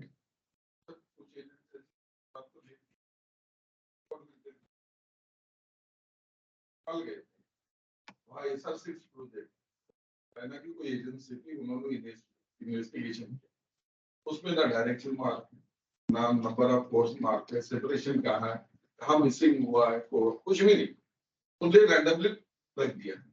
तो उस इन्वेस्टिगेशन का क्या है, कोई यूज नहीं। यूजलेस। एक प्रोजेक्ट में sir drill hole boring sample collection के लिए उनको कहा, कोड वोड सब कुछ दे दिया हम लोग। Can you imagine how they are doing it? उन्होंने एक केसिंग लगाई, उसके ऊपर एक सैंपलिंग ट्यूब लगाई, उसके ऊपर एक प्लेटफॉर्म लगाया, उसके ऊपर 5 आदमी खड़े कर दिए और उस पर कूद रहे यूडी सैंपल निकालने। अब उनको आप उसको कैसे समझाएंगे? और फिर वो वहां से व्हाट्सएप पे हमको दिखा रहा है कि सर ये ठीक है, वीडियो कॉल करके। उसको कौन सा कोड समझाएंगे आप? 1892 कि समझ में नहीं आ रहा। क्यों? अगेन यहाँ पर हमने ऑप्टिमाइज किया, 2 बोरोल्स किए थे सर, छोटा सा बैराज था, ठीक है 2 बोरोल बहुत है, मोर देन सफिशिएंट है। उस बोरोल के लिए जो एजेंसी मिली वो ऐसी कर सकती है। तो this is also one thing which we need to understand sir. फिर अनडिस्टर्ब्ड सैंपलिंग, हाँ यहाँ पर मैं थोड़ा सा एम्फसाइज करना चाहूंगा कि अनडिस्टर्ब्ड सैंपल्स का कलेक्शन जो है वो बहुत इंपॉर्टेंट है, क्योंकि अनडिस्टर्ब्ड मीन्स अनडिस्टर्ब्ड। जो एरिया रेशो की हम बात करते हैं वो मेंटेन होना बहुत जरूरी है। पीपल टेक, वो क्या किया, केसिंग की पाइप को उन्होंने काट के कहते सर ये यूडी सैंपलिंग ट्यूब है हमारी, उसको लिया, उसको ठोक दिया, उसमें से सैंपल आप लेके आ, उसका पूरा सॉइल स्ट्रक्चर आप बर्बाद कर चुके। फिर उससे से हम C5 निकालेंगे, उससे पूरा का पूरा आपका स्ट्रक्चर डिजाइन होगा। वो वहां पर जो 1 रुपया बचाया ना आपने, 10,000 करोड़ रुपए बर्बाद कर। तो ये बहुत इंपॉर्टेंट है। सैम्पलिंग मेथड्स, टाइमिंग है, क्या क्या यूज हो सकती है।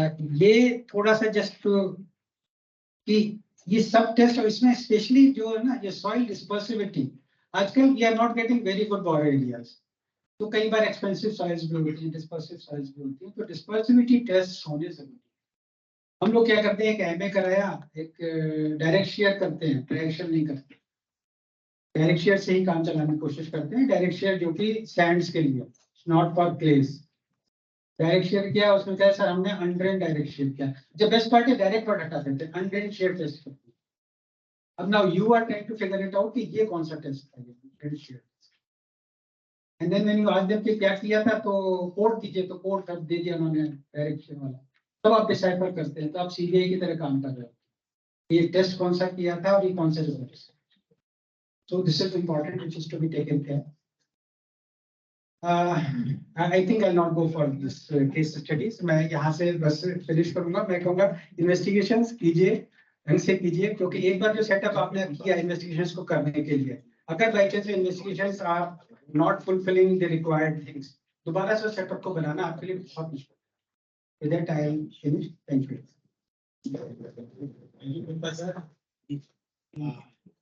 Now I'll request our Tripathi sir to present all to Gupta sir.